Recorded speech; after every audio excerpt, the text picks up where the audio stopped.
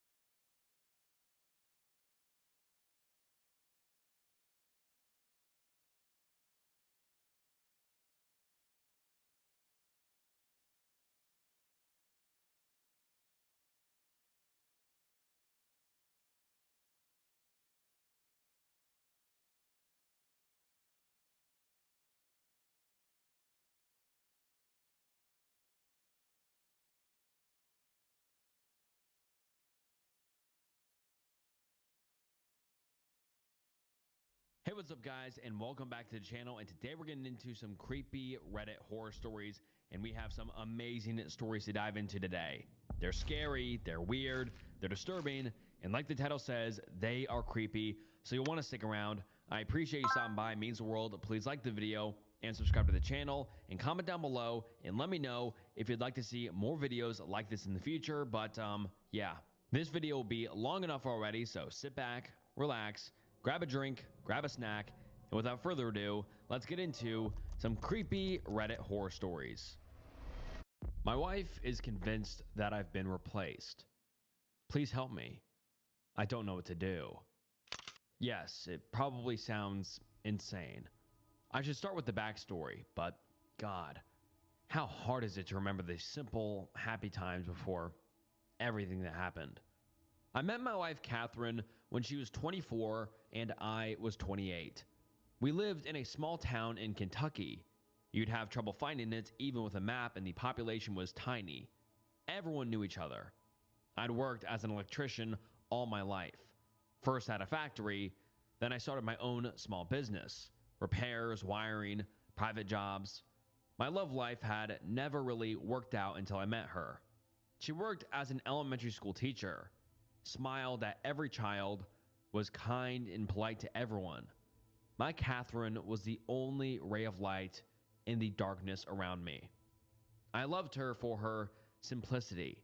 She could find joy in the most ordinary things. Morning coffee, the smell of wet grass, a cheap movie on the couch.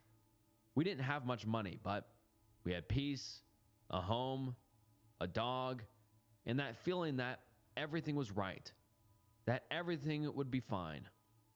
I spent evenings fixing things while she wrote lessons plans or knitted. Sometimes we'd sit in silence, listening to crickets, or stay up all night talking about everything and nothing, thinking about children and what we named them. Back then, it felt like life had finally found its meaning. The problems began maybe 2 months ago. At first, small things. She started to have trouble sleeping, then began looking at me strangely, as if something in my face disturbed her. I asked if everything was okay, and she laughed. Sorry, just tired. The kids at school are driving me crazy. Gradually, though, I can't even say exactly when it got worse. She slept less, not because she had insomnia, but because she was afraid to sleep. I asked her what was wrong, but she said she was fine. Still, when we lay together, she'd suddenly get up and go into another room, returning only at dawn. She started having nightmares, but never told me what they were. One day, I lost my temper. You have to understand, I was just worried about my wife. From the lack of sleep, she started to look worse. Dark circles under her eyes, red eyes, pale skin. She lost weight. And every time I tried to help, she pushed me away. So I sat her down across from me and directly asked what she was dreaming about. She was silent for a long time, trembling and glancing at me furtively, as if she was afraid. And then, when tears began to roll down her cheeks, she whispered, "There's a man in my dreams. God, I'm scared, Tom." I went to hug her, and when I reached for her, she flinched, as if I'd frightened her. After that, things seemed to get better, or so I thought. How wrong I was. She used to ask how my day went, but now she just stared out the window. With each passing day, she spoke to me less and less, her words short and dry. And then she'd go to the bathroom or kitchen for some errands, closing the door behind her. And it wasn't just the silence, her eyes had changed. If before they were green, emerald-like, full of life and love, now her gaze made my spine go cold. There wasn't anger or hatred there. No, it was something closer to mistrust, wariness, as if she was seeing me for the first time. Over the next week, I began to feel anxious, a strange burning under my skin, as if something was wrong. But I couldn't tell where the crack was until I realized she was studying me. When I drank coffee, I could feel her eyes on me. I'd look up and she'd immediately turn away, pretending to slice fruit, but her fingers trembled and the knife froze halfway to the board. I'd step outside for a smoke, and when I turned around, I'd see her peeking through the curtain, then she'd instantly close it. When I showered, I'd catch her watching me, studying my body. Then she'd run away. She started doing it even while I slept. She almost stopped talking to me, instead writing something in a notebook and hiding it as soon as I entered the room. Photos began to disappear from their frames. She'd talk on the phone with someone, but hang up the moment I came in. I made an appointment with a psychologist for us, but she refused and said she was afraid to be near me. It all happened so quickly. It seemed like just yesterday we were stargazing in each other's arms, and now this. The strangeness grew every day. Sometimes she asked me to sleep on the couch. I agreed, hoping it would calm her, but it was useless. Her paranoia only worsened. It got to the point where, when I tried to hug her, she screamed, "Don't come near me," and flinched as if I'd hit her. After one of those nights, I decided I had to find out what was really going on, even if it meant taking her to the doctor afterward. I pretended to be asleep when she stood in the doorway. Then she slowly approached soft, careful steps. She stopped at the foot of the bed, and for several seconds there was a dead silence, broken only by her uneven breathing. I could feel her watching.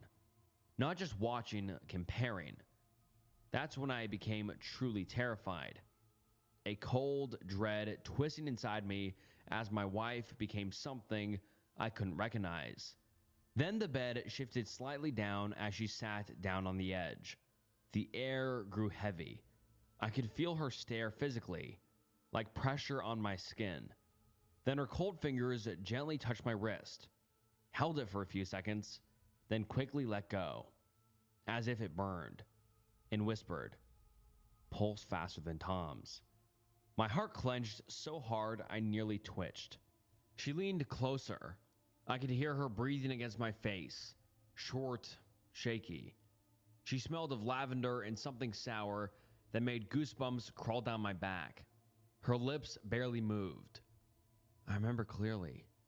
Tom had a small scar right there. She touched my cheek, but you don't. I clenched my teeth to keep from gasping. Those few seconds of silence lasted an eternity. What scar? I never had a scar on my cheek. I'd know if I did. I wanted to sink into the ground and scream all at once, but I kept lying still until I heard a choked sob and her fading footsteps. The door slammed. I opened my eyes, my heart pounding furiously. I didn't sleep for the rest of the night, too afraid to close my eyes. In the morning, I went to work early, dreading the hours until my shift ended. That evening, over dinner, I said, "Kate, we need to talk." "What's going on?" She gripped her fork so tightly her knuckles turned white, then looked me dead in the eye. "Tom, you've been acting strange." "What do you mean?" I don't know. Sometimes you look different. Sometimes your voice sounds wrong. You even smell different." I didn't know what to say. My head was chaos, and somehow I just laughed. "Kate, maybe you're just imagining things." "I don't know, Tom." My eyes fell on the knife rack. There was a clean strip of dust where the largest kitchen knife should have been, the one we use for everything. Bread, meat, anything. I distinctly remembered it being there before that night. My heart slammed into my throat with a primal panic. I looked at Kate, and she was staring right at me. I wanted to speak, but couldn't. It hit me then my wife might be planning to kill me. The next morning, she left for work, and like a caged animal, started searching the house. I hadn't slept in nearly 48 hours. I know I should have just left or taken her to a hospital, but she's my wife. I love her. She has to see that I am me. I tore through the apartment, frantic, desperate to find something, anything that would help me understand what was happening to her. And I did. After about an hour, in the back of the closet behind a pile of sweaters, I found her wooden box. Old, slightly cracked. The lid was ajar, and when I opened it, a thick notebook fell into my hands. It smelled of coffee and sweat. Her initials on the cover, written in her neat cursive. My heart froze as I realized it was the diary she had been hiding from me.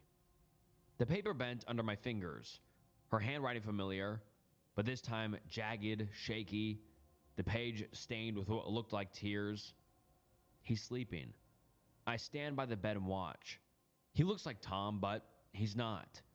Tom had a scar on his left hand from that accident by the river. This one's skin is smooth. He smiles, but the smile doesn't reach his eyes. Something replaced him. I keep counting days, marking steps. If the real Tom, my husband, is alive, where is he? A wave of nausea rose in my throat. With each page, her handwriting grew more erratic. I tested his speech. He says, "I love you," in the same tone, but without warmth. Not like before. Tom smelled of vanilla, but this one smells of dust and cheap cologne. I couldn't believe what I was reading. My knees trembled. The air around me tightened like a noose. I flipped to the last page. I can't let this thing stay in our house. It wears his smile, his name. I tried talking to it, begging, but it just smiled and said all the right words. It didn't defend itself. Maybe because it isn't afraid. Its right hand twitches when it lies. I could have killed it today, but for some reason I couldn't. I know I have to. For Tom. I won't let some monster wear his skin. My hands were slick with sweat. My whole body was sweating, even though the room was cold. I placed the diary on the bed and sat down, trying to process everything I just read. An accident? God, she was exaggerating. All that came out of it was a concussion and some bruised ribs. I stayed in the hospital for about a week. Yeah, 7 days. Then my phone rang, making me jump. It was Sheriff Martin, a kind old man I'd known for years. "Tom, everything all right over there?" Catherine called. "Said someone's living in your house pretending to be your husband." I froze. "What did you say?" "Says you're not you. I've known her for years, always seemed stable. Domestic quarrel, huh?" "No, just, stress. She's tired." Evening came slowly.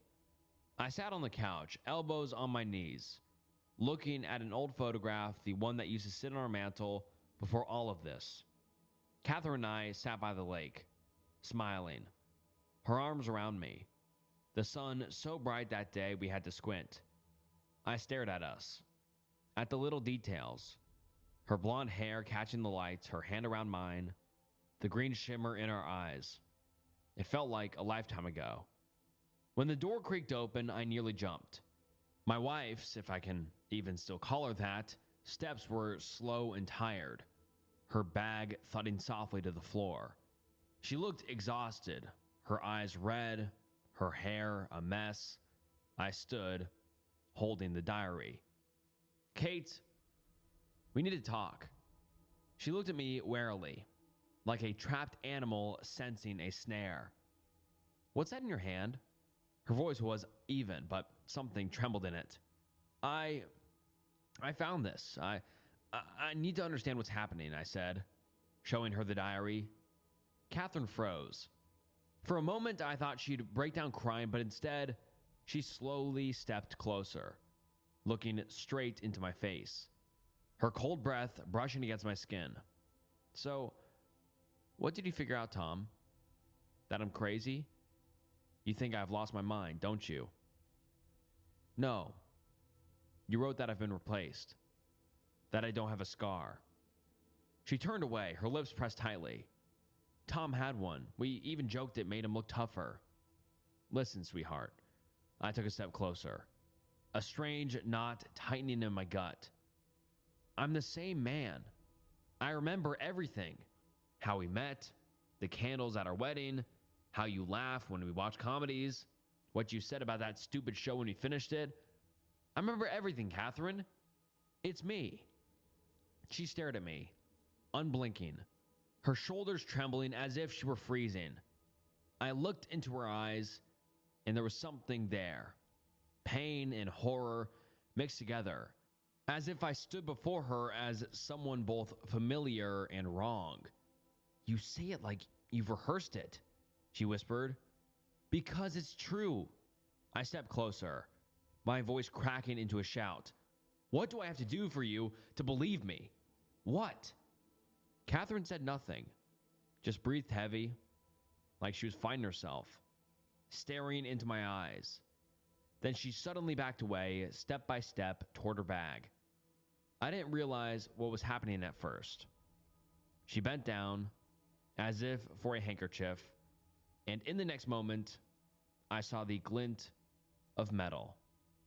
A knife. The missing one. Kate? I breathed, disbelieving. Catherine? Put it down. Stop. Stop pretending, you monster. I managed half a step toward her. She raised her hand. At first, I thought she was only threatening me.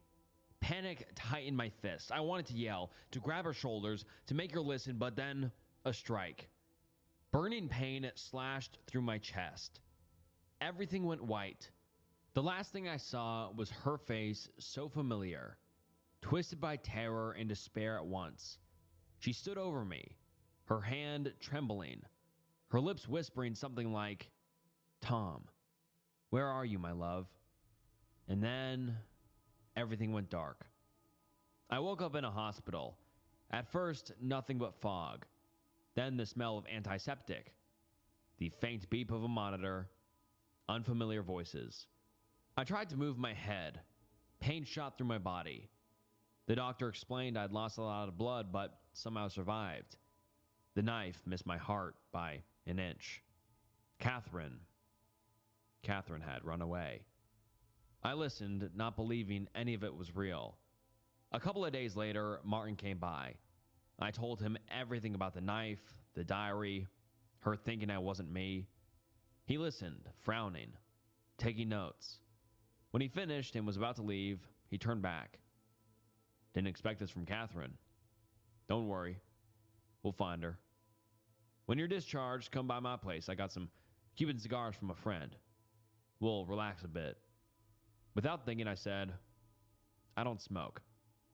He frowned, about to say something, but then just nodded and left, closing the door behind him. For several minutes, I lay there, staring at the ceiling, trying to come to terms with everything that had happened. Then I noticed a small mirror in the corner of the room. I looked at my reflection and froze. My face was pale, my lips dry. But that wasn't what caught my attention. Interesting. Can eyes change color from green to blue? I lived completely isolated for almost a year and never knew. I'd worked construction for the better part of my 20s before the accident.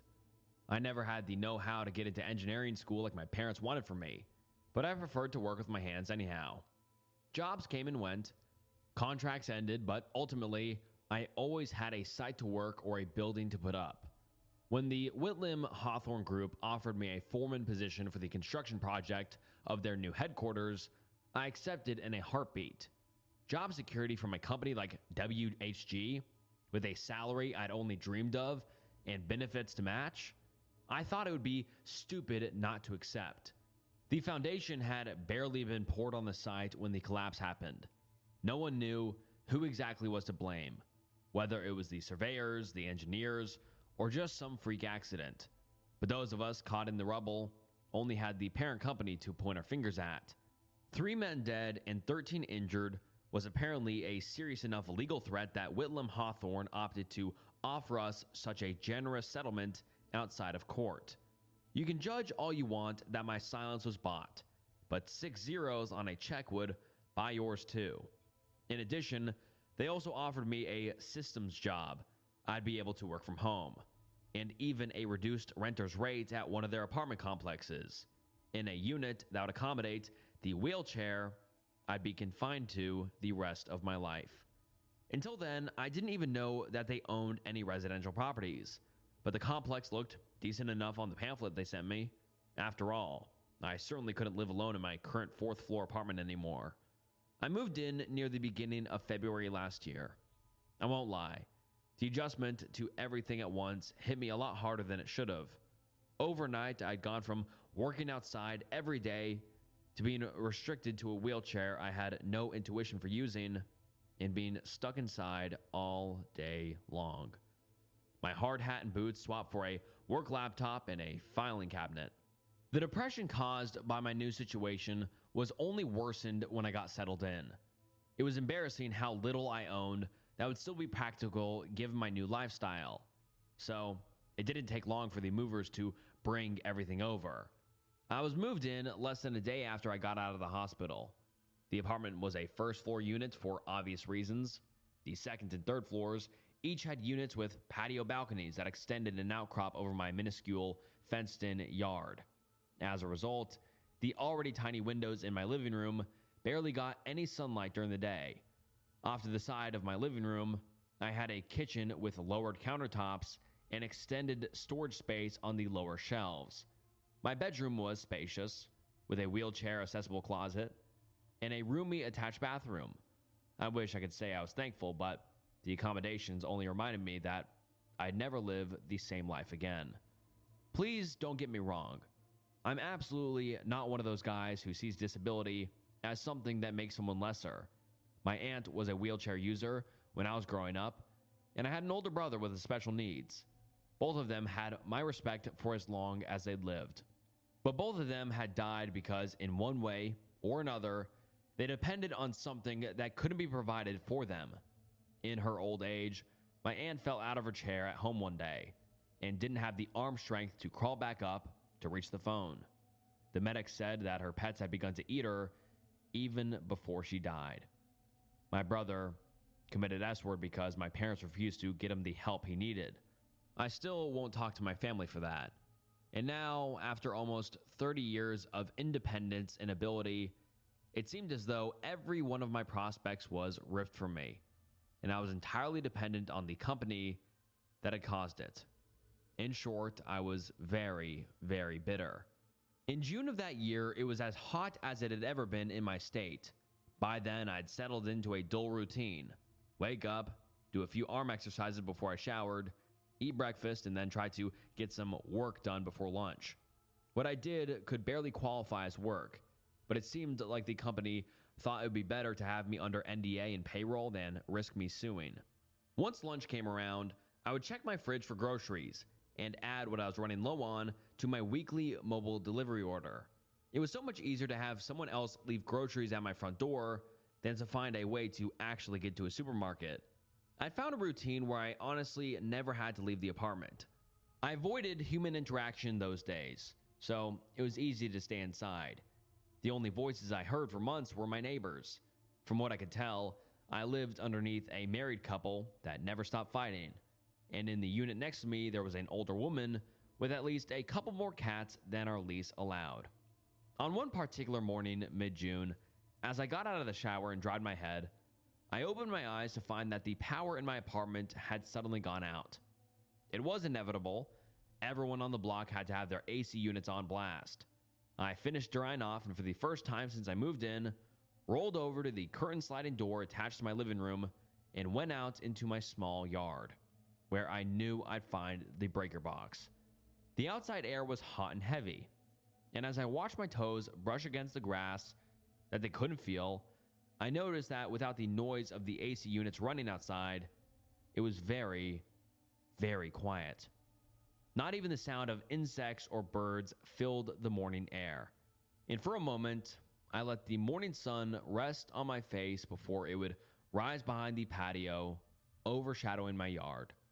For as short as it lasted, the peace that overwhelmed me was blissful. The silence was interrupted by the sound of a sliding door from above, creaking wood and the sound of footsteps, followed by the familiar arguing voices I'd grown painfully accustomed to. "If you don't want to fix it, then I will." The wife's voice grew louder as she moved above me. "I never said I wouldn't do it. I said give me the damn minute to put my shoes on. Why do you always..." I zoned out as their arguing continued above. Even the briefest joy was fleeting.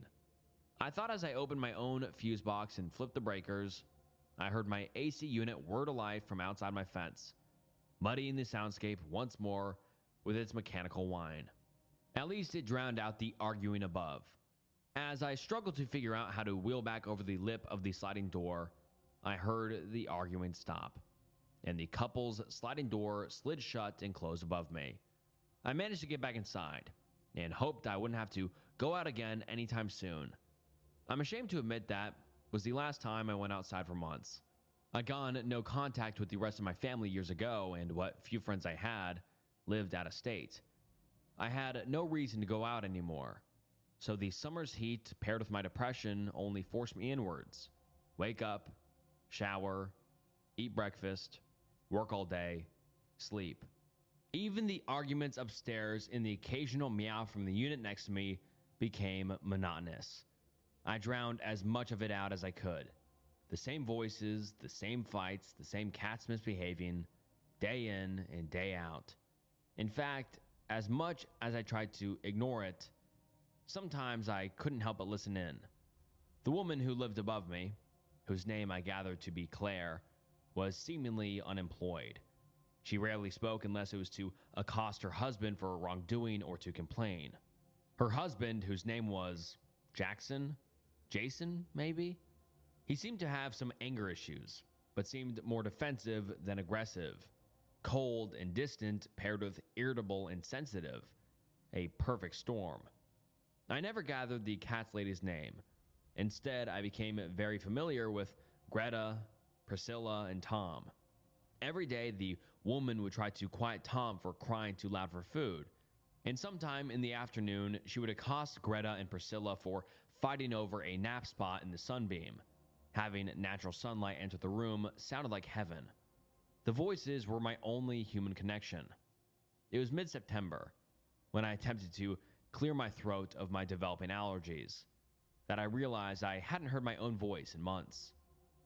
I cried myself to sleep that night, feeling more alone than I'd ever been. By October, the isolation became unbearable. I found myself listening to the voices more than I ever had wanted to, quieting my apartment as much as possible just to catch them when I could. The same fights, complaints, meows, they became my friends, my comfort. One night, out of some sense of desperation, or maybe just a form of entertainment for myself, I started responding. It wasn't much at first, just a quiet whisper in response to Claire's complaints. When I heard her hiss, "You never listen to me," I whispered, "I'm listening." When Jackson or Jason or whatever his name was sighed and muttered, "Christ, I can't do this," I chuckled and stuttered out a quiet, "Me neither." I don't know why I kept it up. Maybe just to hear my own voice. Maybe because in a pathetic way it made me feel like I was connecting with someone. I knew it was stupid and illogical, but it made things feel just a little less empty. It became a kind of game for me. Each night, I sat in the dim light of my apartment, sipping from one drink too many, and I listened. I let their words become ours. The fights, the meows, the mild chit-chat. When Claire snapped, "You never take me seriously anymore," I whispered, "Of course I do." When the old woman called out to Tom, scolding him for knocking something over, I grinned and mumbled, "Bad cat." It was more than a game. It was all I had. Then, about a week after I'd started, I noticed it for the first time. Claire had just shouted, "For once in your life, admit that I might be right." I responded instinctively, "Why should I when you're wrong?" Before I could finish my words, from above, her husband's voice exclaimed back to her, "But why should I when you're wrong?" I paused. For a minute or so, I sat intently listening. I knew her words had sounded familiar, but had I heard them have that same argument before? I brushed it off at first. Of course it sounded familiar. I'd been listening to their fights for months. I'd probably heard them bring up the same talking points 100 times, often enough that subconsciously, I probably just knew what he was likely to say. But then, the next day, it happened again. Is it that hard to get my car's registration done? I've been overdue for almost a week, Claire snapped. And I knew for a fact that I had heard that before. Not just something like it, those exact words, in that exact tone, in that exact order. That in itself could have been explainable, except the first time I noticed it had been in August. Her registration hadn't been expired for a week at this point. It had almost been 2 months. I turned off my AC and listened harder. My heart thumped against my ribs. If it's no big deal, why can't you just go out and get it done for me? There. She'd said that part too, I thought. I swallowed and realized my mouth had gone dry. My palms beginning a cold sweat as I grappled with the feeling that they'd done this all before, many times. Coincidence. That's all it was. Maybe their fights really were that predictable. I told myself to ignore it, but I couldn't. That night, I lay awake in bed, staring at the ceiling, my ears straining to pick up what was being said above me. I tried to convince myself I was just being paranoid, but something felt wrong. That next day, I kept notes of what little I could hear around me on my computer. In the past, I paid little attention to what was being said and when, but on that day, I was meticulous.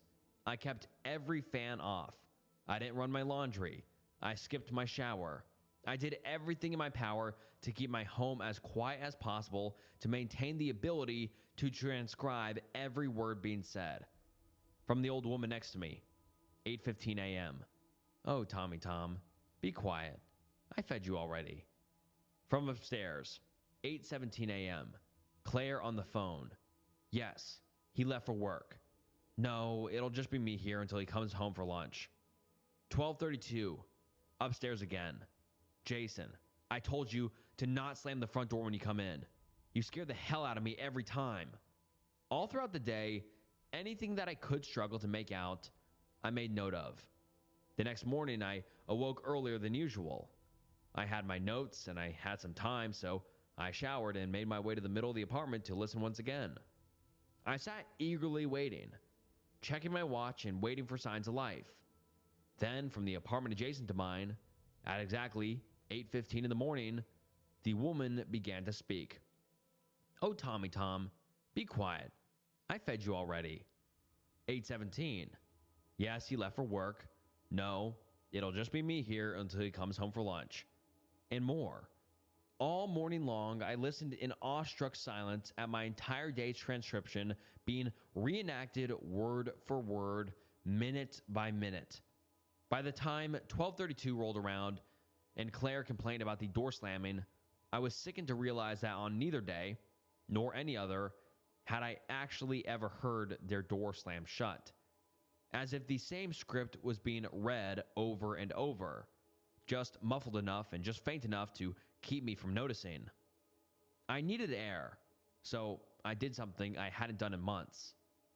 I left my apartment. I struggled to wheel out into the complex's courtyard, squinting against the sunlight. The fresh air strange but refreshing against my skin. The apartment building wrapped around in a neat, uniform U-shape, with a mirroring building just across the narrow parking lot. The second and third floor balconies of each building were stacked like dull concrete shelves above my head. I looked up at the couple's unit just above mine. The small windows all had their blinds wide open, but I couldn't make out movement inside. I wheeled, turned around to look at the unit next to mine, where the old woman lived. Blinds open, but the same. No movement inside. I realized quickly that every unit in my building, in the building across the way, was the same. Blinds open, no signs of life. I sat there for nearly an hour, watching. Not a single shadow moved behind the windows. No doors opened. No one entered or left the building. The silence pressed against me as I realized that not only were there no people visible to me, there was no movement at all.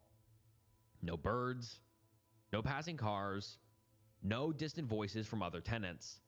Just the wind and the faint mechanical hum of the AC units. Living isolated will do strange things to your mind. It'll make you keep track of things that societal norms would normally remind you of. But it also makes you ignore glaring truths right under your nose. It wasn't until I sat there, utterly confused, that I suddenly realized that I had never seen my neighbors. Not once. Not leaving their doors, not in the parking lot, not on their balconies, despite hearing their voices out there almost every night. I hadn't even spoken to anyone in person when I moved in. I'd filled out all my paperwork online, and I'd been driven here by a company vehicle when the movers said they'd brought everything over. A sick feeling crept into my stomach. I had lived here for 8 months. 8 months of hearing these people argue, of hearing the woman behind me talk to her cats. And I had never once seen another human being in the flesh. The implication had barely begun to set in when, almost in reaction to my realization, the blinds in the apartment next to mine suddenly closed shut. They were followed only a few seconds later by those belonging to the unit upstairs. And in almost a cascade, all of the open blinds for every unit in the building were closed. I moved faster than I had ever had in my chair. I wheeled quickly out of the little courtyard and into the parking lot street. Surely there had to be a leasing office somewhere nearby. As I reached the lot, I looked both ways and saw only rows and rows of identical buildings, the blinds on each slowly closing, the movement rippling away from me for what seemed like miles of units. I had never realized the scale of the complex. As I hustled to find any building that stuck out, I noted that I still saw absolutely nobody. Empty cars parked in lots, bicycles leaned against fences, varying patio furniture, even children's toys left on sidewalks as though they'd been returned too shortly. All signs of life, but without any life at all to be seen.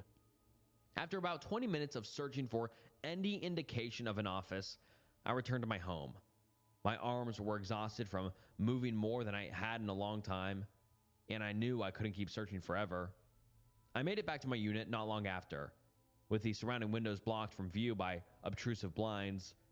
My home felt bleak, solitary among the rest of them. It didn't help that I knew that somehow I really was the only one here. I made it back inside and closed the front door behind me. Not 1 second later, as I turned to go to my room, a chime startled me, and I realized that my doorbell had been rung. I immediately turned back to reopen door, but outside there was no one to be seen. Just my weekly grocery delivery sitting neatly on my doormat, impossibly waiting where it hadn't been only 5 seconds prior. The following days were a blur. Had there actually been anyone outside to look at my apartment, they would have seen me wildly going from window to window, peering through blinds like a tweaker waiting on a package. For about a week, all of the arguing, the meowing, the idle conversation that had repeatedly permeated my walls went absolutely silent. Whatever was going on, it caught wind of my curiosity and stopped, as though to gather itself and prepare. And prepare it must have, since when the sounds of human voices and interactions reappeared a week later, they'd changed. New arguments, new discussions, even a new cat supposedly added to the bunch. The second day that the voices were back, I noticed that they were different from the day before. The conversations were new the next day as well, and the day after that. For 7 days, I almost allowed myself to believe that maybe I've been imagining things. I even began to hear the occasional car outside, slowly creeping past. Maybe something I somehow hadn't noticed before. On the 8th day of the return of the noises, however, my heart sank. Repeated phrases, returning arguments, and interactions that I'd already hastily taken note of 1 week prior. The next day followed suit. They learned, but only a little bit. Whatever loop was being played for me was now a whole week's worth of audio, not just a day's worth. Even the passing cars returned exactly at the times I'd remarked a week prior.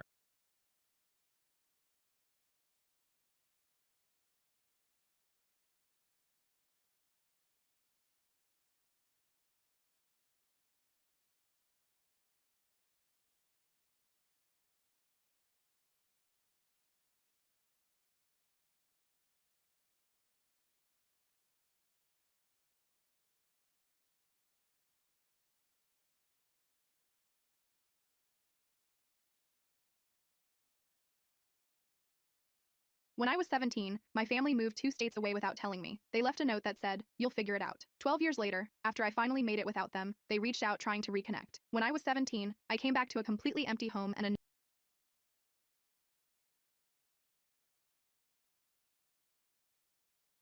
What made the popular guy/girl lose their popularity? Freshman year of high school. Very popular guy who was the it kid freshman phenom wide receiver on a nationally ranked team. We were all leaving class one day. He randomly decided it was a good idea to make fun of a very well loved handicap guy who was dying of his condition, some advanced form of water on the brain.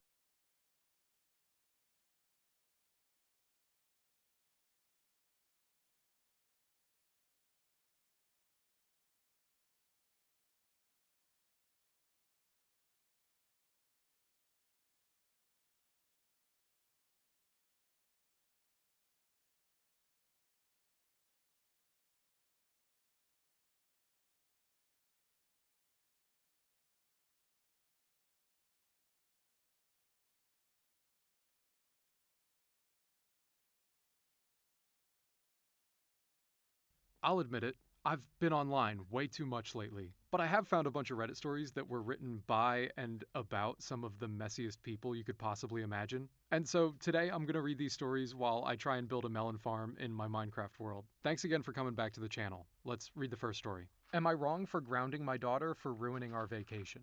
I just came back from a 2-week vacation with my daughter, who's 15, my 2 stepkids, who are 13 and 16, and my husband, my stepkid's father. My daughter is very smart and is very good at a lot of things. She's also really competitive. And my husband is also very competitive as well. My daughter started off this vacation by telling my husband that there was Sudoku on the plane and explaining how to play. He didn't know that she's been playing Sudoku for months. She made a bet with him that if she finishes the hardest level of Sudoku first, he'd have to buy Wi-Fi for the flight. And if he finished first, then she would share a bed with his younger daughter on the trip. His youngest daughter had been complaining about sharing a bed with his oldest because apparently she kicks and sleeps in the middle of the bed. My daughter beat my husband in Sudoku and pestered him until he bought the Wi-Fi. When we got to where we were going, my daughter would challenge my husband to races on land and in the pool. She's won medals at state track meets and has been swimming ever since she was 2. Every day she would challenge him to something, win, and then he'd have to buy her something from the resort or local shops. My husband was getting sick of losing, and my stepdaughters were upset that their dad was buying my daughter stuff and not them. So I told my daughter that she either couldn't compete with her stepdad or she had to let him win. She decided to tell her stepdad that she wasn't allowed to compete with him anymore because he couldn't handle losing. This made them start to argue, so I told her that if she kept it up, she'd be grounded to the resort for the rest of the trip, which was a little over a week at that point. She decided to test me, so I stuck to my word and I left her at the resort while the rest of us went out every day. Oh man, Mom of the Year award over here. The vacation was much more enjoyable without her turning everything into a competition. But when we got back from vacation, she told her actual father that we grounded her, and now he's mad at me for leaving her there and excluding her from the vacation, just because my husband couldn't act like an adult. I told him our daughter was warned to stop, but she decided to test me. But now he's forcing our daughter to stick to the custody schedule. Technically, I'm supposed to have her every other weekend, but he was just letting her go back and forth whenever she wanted. And now her father is threatening to go to court for child support and back pay. Am I the asshole for grounding my daughter for ruining the vacation? Dude, the image of this stepdad losing to this woman's daughter over and over and over again to the point where he's just getting so mad about it, it's killing me. It's just so good. He's like complaining to his wife that it's not fair that he has to keep buying her prizes when she's clearly just trying to bond with him. And one of the little joys in life is watching people who are toxically competitive lose over and over and over again. It's just the best. What I really hate about this post though is the way that this poster talks about her daughter. What do you mean your daughter ruined the vacation? Stop saying that. No, lady, you ruined this vacation for your daughter by leaving her at the resort and going out with her stepfamily instead. She was just trying to have a good time on vacation with her stepdad, and he didn't know how to take a joke or be lighthearted about competition. He should be the one in the doghouse right now. I just always hate to see these posts where parents are clearly blaming their kids for something that's not their fault. And all the comments on Reddit are supporting this. This poster got absolutely raked over the coals, which is fantastic. It's also great that this daughter is going to get to spend more time with her actual dad, because it's clear that her stepdad is not the male role model that she should ever be around. Wait, no, I actually do hope that she keeps hanging out with her stepdad so that she can keep challenging him to races and competitions that he will inevitably continue to lose, because he sucks and he's a loser. Am I the asshole for kicking a server out of my wedding? My husband and I just got married last Friday. For context, I'm a 25-year-old female and he's a 30-year-old male. We planned our dream wedding all the way down to our dream catering company. The wedding was beautiful, and after the pictures, we headed to our cocktail hour. And that's when I saw her. My guests were all told to wear dark colors, so my husband and I stood out. I had also asked my guests to wear minimal makeup. I had assumed that that applied to catering staff as well. The server, who was a 19-ish female, clearly had on too much eyeliner. She also had these diamond studs in her ears and a flashy ring, and one of those ugly nose studs.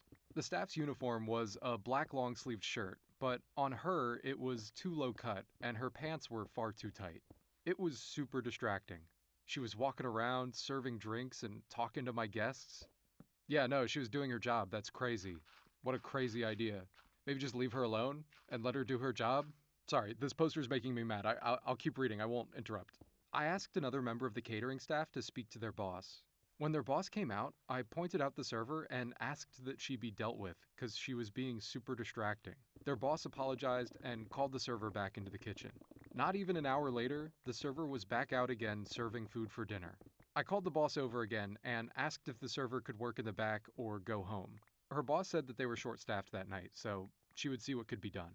After a couple hours of not seeing her, I saw the server again behind the bar. I called the boss out one last time and told her that if the server didn't leave, I would be calling the cops. Why? Why? Leave this poor girl alone. The boss finally relented and told the girl to go home.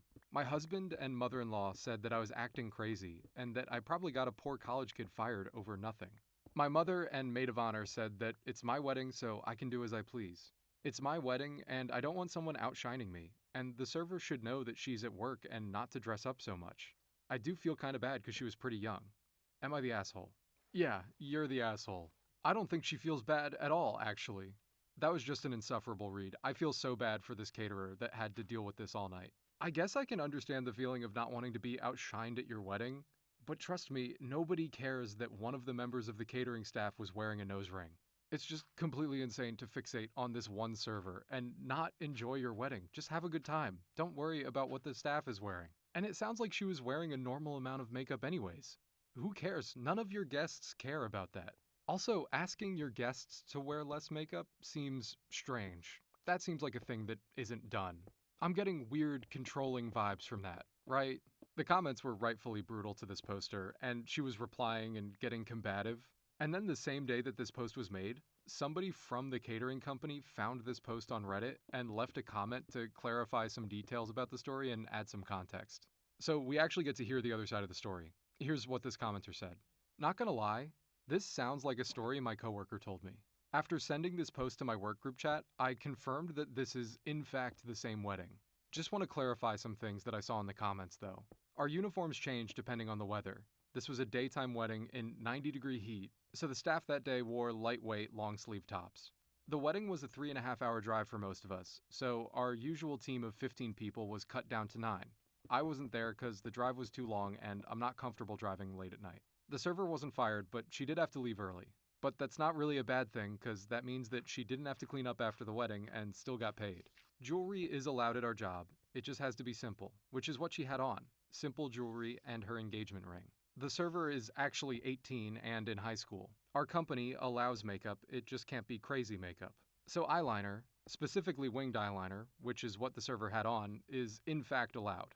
We buy our own uniforms and are reimbursed for the cost. She actually accidentally shrunk her pants and hadn't gotten the chance to get new ones.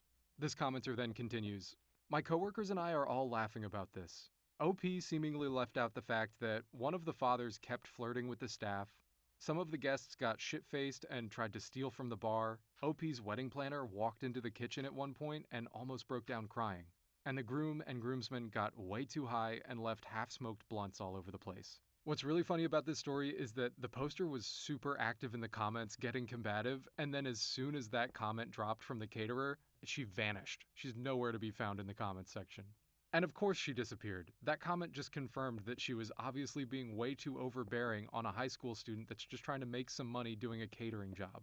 That wedding sounds like a debacle. Based on the way that post was written, I'm sure that bride was a nightmare to work for. I'm not surprised the wedding planner had a nervous breakdown in the kitchen. I don't think it's a problem to want your wedding day to be perfect, but you have to be realistic about it. Things are going to go wrong, there's going to be little things that bother you, but you just have to let them go and have a good time. Enjoy it. It's a party. Don't call the cops because somebody's wearing winged eyeliner. That's absurd. This story is titled, My Husband's Girlfriend Wants a Baby. Give Me Advice. Which is just the most ridiculous title I've ever heard. It's either an incredible story or excellent clickbait. My husband and I have been together since we were 22. We're 38 years old now. We have 2 wonderful sons, a teen and a preteen. When our youngest son was 3 years old, we opened up our marriage because I wanted to explore. We did some swapping a few times and it was okay, but I realized that I really liked being with women. Eventually I told my husband that I was done exploring, but I said that he could continue if he wanted to. We talked a lot and he agreed after we discussed some ground rules. I never really dated anyone else.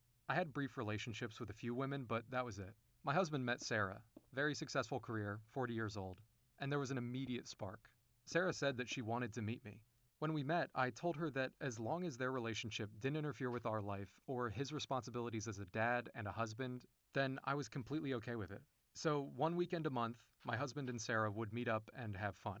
A few times they went on mini vacations. I actually enjoyed seeing my husband happy, and Sarah even sent me a few videos. She clearly stated that she had no intention of replacing me. Now, last Saturday, Sarah texted my husband saying that she wanted to see both of us at a restaurant. We showed up and she dropped a bomb on us. She wants my husband to have a baby with her. She said it would be like being a single mom by choice, except the baby would know who the dad was, and my husband would be involved by visiting the child and being a part of their life. My husband said this is 100% my decision and that if I don't feel comfortable, it won't happen. They both said that if I say no, their relationship will continue, so I shouldn't feel pressured that I'm breaking them up or anything. She could also find another donor, I assume. I can't stop thinking about it. Am I ruining my husband's happiness if I say no? If I say yes, am I ruining my kid's future and our marriage? I hate to admit it, but I always wanted a daughter. What if my husband and his girlfriend Sarah have a girl? Then she would be the woman who finally gives him a daughter. I'm a mess. Please give me advice.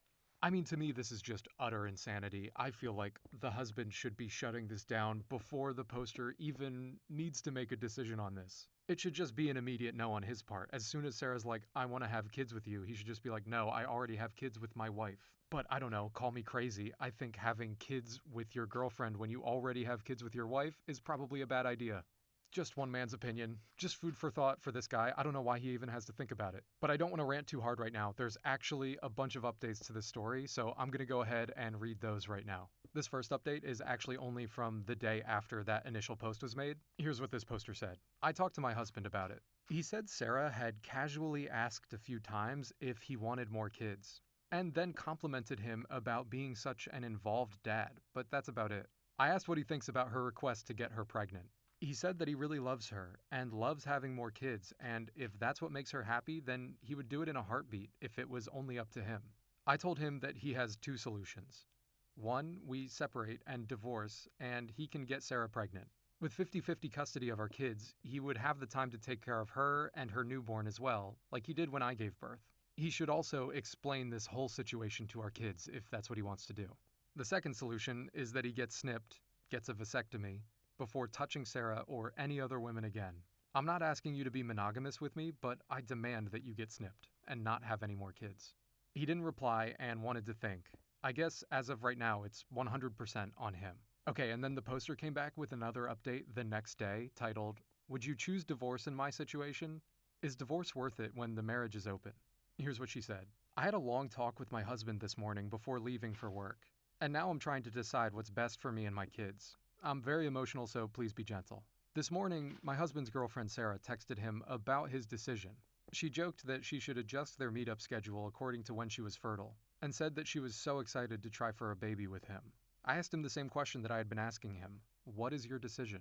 He said that he decided that he wants to have a baby with her, and will figure out a routine so that everything works out just the same. I told him that in that case, I'm filing for a divorce. He asked me why. What are you trying to achieve? You can only see the kids 50% of the time. and it would cost us a lot of money in legal fees. You'll go from a nice house with your kids to a small apartment near your work.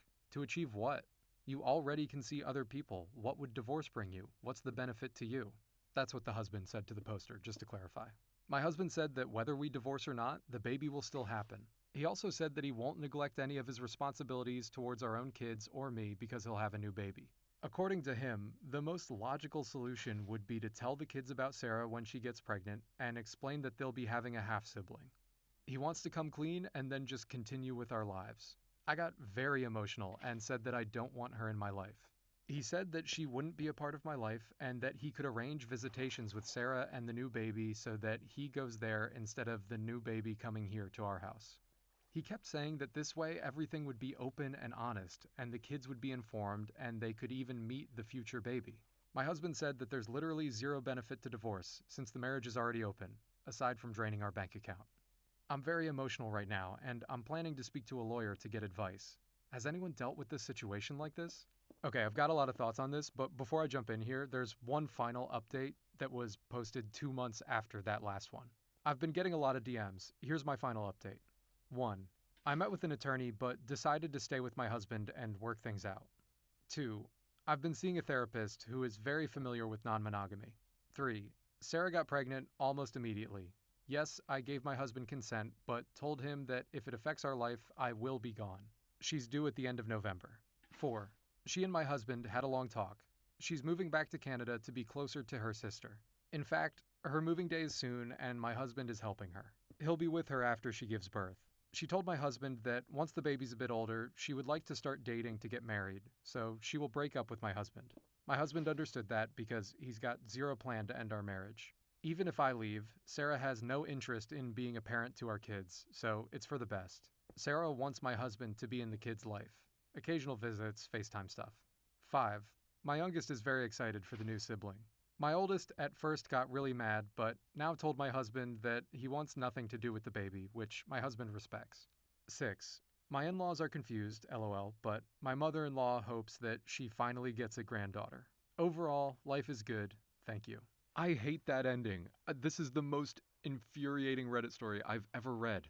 If I'm hearing this right, the poster basically said, "Hey, husband, please don't have kids with another woman." And then her husband was like, "What are you gonna do, divorce me? You're gonna put our kids through that? No, I'm gonna have kids with another woman." Like he just completely disregarded any of his wife's wishes and just went ahead with what he wanted to do. And yes, this poster is saying that she's happy at the end of the story, but it feels like she just really conceded to whatever he wanted and got completely steamrolled and is just now saying that she's happy so that she can keep her family together. I guess I just feel incredibly bad for her.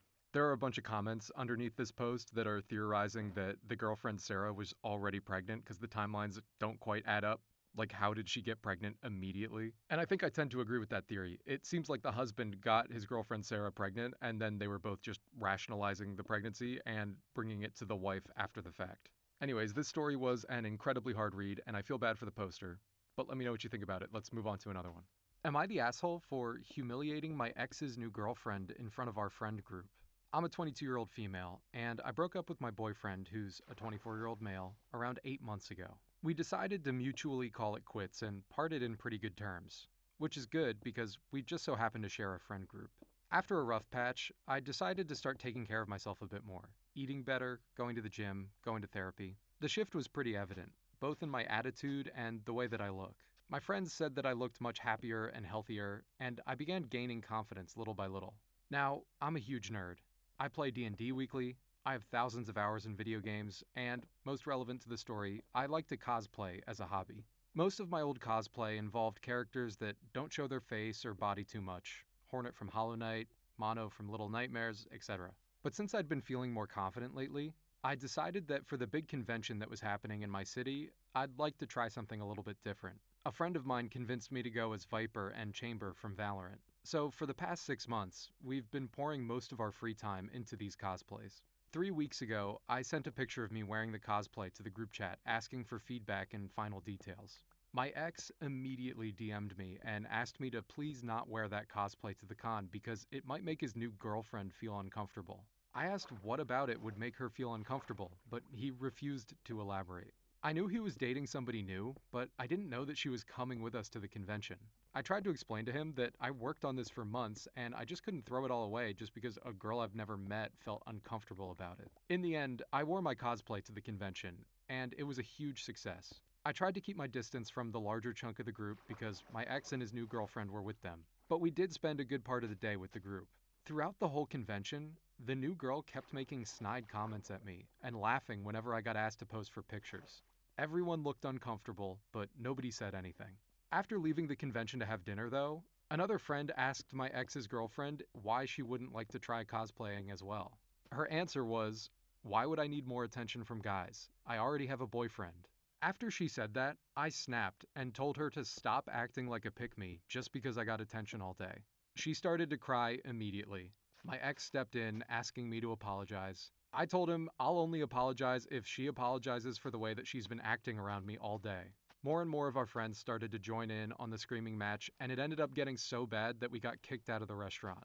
It's been 5 days, and my ex is threatening to leave the friend group if I don't apologize. I honestly wouldn't care if he did, but some of our friends are asking me to do so just to stop him from leaving. Should I cave? Am I the asshole? Never apologize for that. What would you have to apologize for? Having an awesome cosplay and making this dude's insecure new girlfriend jealous? I haven't really gone to many conventions, and I don't really know anything about cosplay at all. Well, that's actually not true. I cosplay every day being a well-adjusted, normal guy. But isn't that kind of the point of these conventions, is to go dress up in like maximum effort as your favorite characters? I just really don't think this guy and his girlfriend have any ground to stand on at all. Like, if he knew beforehand that his girlfriend was going to be uncomfortable with this, he shouldn't have brought her around. They shouldn't have come. Really, this just seems like it's more of an issue of this guy being dumb and putting his ex-girlfriend and his current girlfriend in the same room together, when he clearly knew beforehand that his current girlfriend wasn't going to be comfortable doing that. This is the problem with breakups that happen within a friend group. It always seems like you're going to be able to keep it together and it's not going to cause any problems. But then one person moves on with their life and the other one just starts causing problems and it starts to rip the friend group apart. I don't know. I'm sure there's a graceful way to do it. Just to me, it's never a good idea. I so respect this poster for standing up for herself, and honestly, I don't think she needs to apologize. I'm sure the rest of the group is on this poster's side anyways. I think he needs to apologize to her for the way that his girlfriend behaved. But anyways, I'm sure that there are some cosplayers out there that maybe watch these videos. I'm curious what you guys would do in this situation, and if you think that this poster was in the right. You probably got a more valid take than I do on this one. So I just spent all this time putting these colorful concrete blocks in here because I wanted a goofy looking melon farm. But I just looked at the wiki, and apparently melons and pumpkins won't grow on anything but like moss and dirt and stuff. But anyways, now I gotta go back and replace all of my beautiful concrete blocks with boring moss. My only goal for this melon farm is for it to be completely unique. You're not gonna find a tutorial for this melon farm because nobody is gonna want one. This post is just titled, Creepy Coworker. I've worked with this guy for 7 months now. He was weird, but I was always nice to him and kept up small talk. I knew he liked me somewhat after he tried asking me out for a burger a couple months ago, but I changed the subject before he could even finish his sentence. He would always find reasons to talk to me and paid attention to everything I did, like what I ate for lunch, any slight changes in my appearance, etc. I thought he would take the hint, but I guess not. He kept texting me this past weekend and left me 2 voicemails saying that he really needed to talk to me about, quote, something important. So I finally responded that I wasn't comfortable, in the nicest way that I possibly could. And that's when he decided to dump all of this on me. There's a whole text exchange in screenshots that come with this post, and I'll read those in a minute. And yes, I did report him. He's no longer an employee of our company as of yesterday. He's also 56 years old with kids older than I am. And just to put it in perspective, he was 33 when I was born.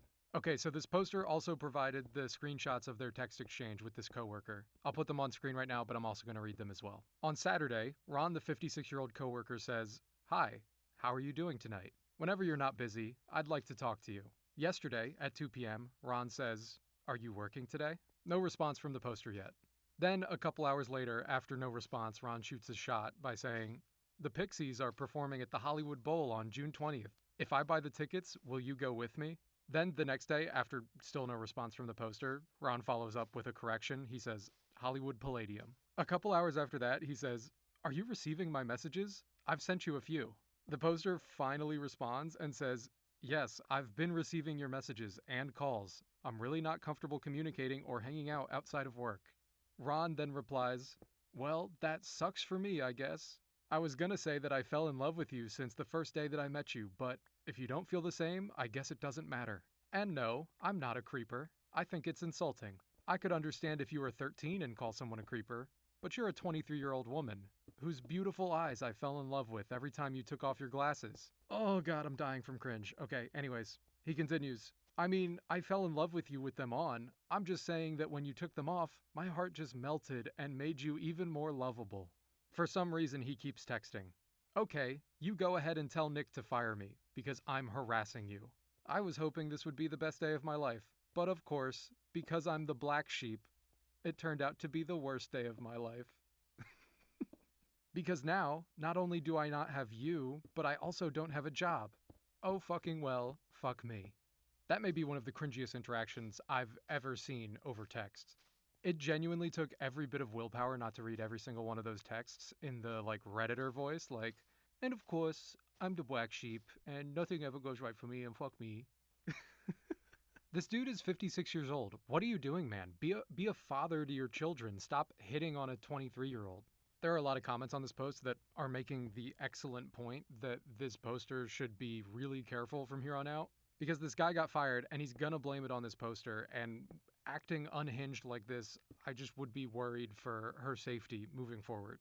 This poster for sure did the right thing, reporting this guy to her boss and getting him fired. I'd even go a step further. I'd report him to the police and make sure that they know he's a flight risk. One would hope that after 56 years on this planet and however many years in the workforce, this guy would have learned how to treat his coworkers. But I guess he didn't, and he was just going to continue being creepy unless somebody did something about it, so I'm glad this poster did. My cab driver rips me to shreds thinking that I can't understand him. But I can. This happened several years ago, a few months after I had moved to Chicago. I had moved there from Romania, where I'd been living and going to school. I love Romania. The people are great. Drop what you're doing and go visit. Anyway, while I was there, due to my living situation, I had to learn the language fast and thoroughly. Not many people around me spoke English outside of the university I was at. So fast forward to the few months after I had arrived in Chicago. Imagine my surprise when the driver of the Uber that I had ordered appeared to have a Romanian name. The area of Chicago that I was living in had a lot of Eastern Europeans, so I guess it shouldn't have been that surprising. I was really excited to talk to my driver and make sure that I wasn't getting rusty on my Romanian. Maybe make a friend. So the Uber pulls up and I get in. He greets me and appears to already be on the phone with a buddy or a family member, so I just quietly sit in the back, listening in a bit. The person on the other end of the phone asked the driver if he was getting off work soon. In Romanian, thinking that I couldn't understand him, he responded with something like the following. No, I still have a few hours left, and then I'll go home. Right now I have someone in the car. God, I hate this country. The women here are so fat and ugly. At least this one has a nice chest, but why can't she lose some weight? And then he goes on and on about all the problems with me and other American women. Now, I've always been a bit on the chunky side, and you best believe the Romanians love to comment on it, so I was a bit used to it. But I was still a bit shocked that this guy was just going off on me like that. Anyway, I'm just kind of sitting bemused in the back seat as we neared my destination. Then I told him, in Romanian, with all my might, trying to pull off the distinct accent of the region that I'd been living in. Hey, can you just pull over there, on the right? I swear, this guy's head swung around at me and turned a shade of red that I have not seen anywhere else in nature. He didn't say anything, he just pulled over. And when I got out, I said thanks and added, "You're not attractive and you're also fat, so maybe you shouldn't make comments like that." I've never again reached such levels of self-pride. This exact scenario is why I'm so jealous of anyone who can speak more than one language. I so badly want to be in the situation where you're catching somebody talking shit about you in front of you because they think that you can't understand them. And I'm just trapped in this prison of only knowing English because I'm a spoiled American and refuse to learn other languages. That's not true. I know a little bit of Spanish. I know enough to understand it, but I can't speak it well. I just think the way that this poster handled this situation was so perfect. Just sit there quietly, listen, let him talk his shit, and then throw it all back in his face right when he drops you off. It's perfect. Anyways, I love the edit that this poster added later, where they came back and just called out the Uber driver by name. Wow, this blew up a bit. Gita, if you see this, I hope you're still fat and ugly. and then they wrote a sentence in Romanian that I can't read. I love that story. It's a 10 out of 10 for me. It's always just so incredibly satisfying to read some of those petty revenge stories. I'm editing right now, and I just wanted to let you know that this next story is written by a guy who was actively cheating on his wife, and he's completely deplorable. So if that kind of thing bothers you, you can skip ahead. But if you don't skip ahead, it's a little bit of a slower start than I would typically read. But if you stick around, I promise it's worth it. It is a crazy story. A cake eater discovers that his wife has also been eating cake. All right, so that's a confusing title, and I didn't understand it at first either. Apparently, a cake eater is someone who's happy in their marriage and has no interest in ending it, but is still having an affair anyway. So they're having their cake and eating it too. And so apparently there's a subreddit for these people called r/cakeeater, which is where this post was initially made. The context for this post was that the original poster was a cake eater who had been having an affair with his affair partner for 6 years. Eventually, his affair partner's husband caught on to their affair and then filed for a divorce. So then he made these posts because he was worried about his wife finding out and thought that he would consult r/adultery to see how best to confess to his wife. Okay, here's what this poster wrote. I tried posting a few days ago but could not find the post. Must be lost to cyberspace. I don't even know if this is the right forum at the moment. In gist, my affair partner got served divorce papers out of nowhere 2 days ago at work. Her husband knows about us and me. It's only a matter of time before my wife finds out. I don't know if I have days or hours before the world as I know it is completely gone. I took some time off work to spend time with my wife and 2 daughters. My body is in turmoil, but strangely my mind is clear. It's a nice feeling. My day today was filled with observations and details and appreciation.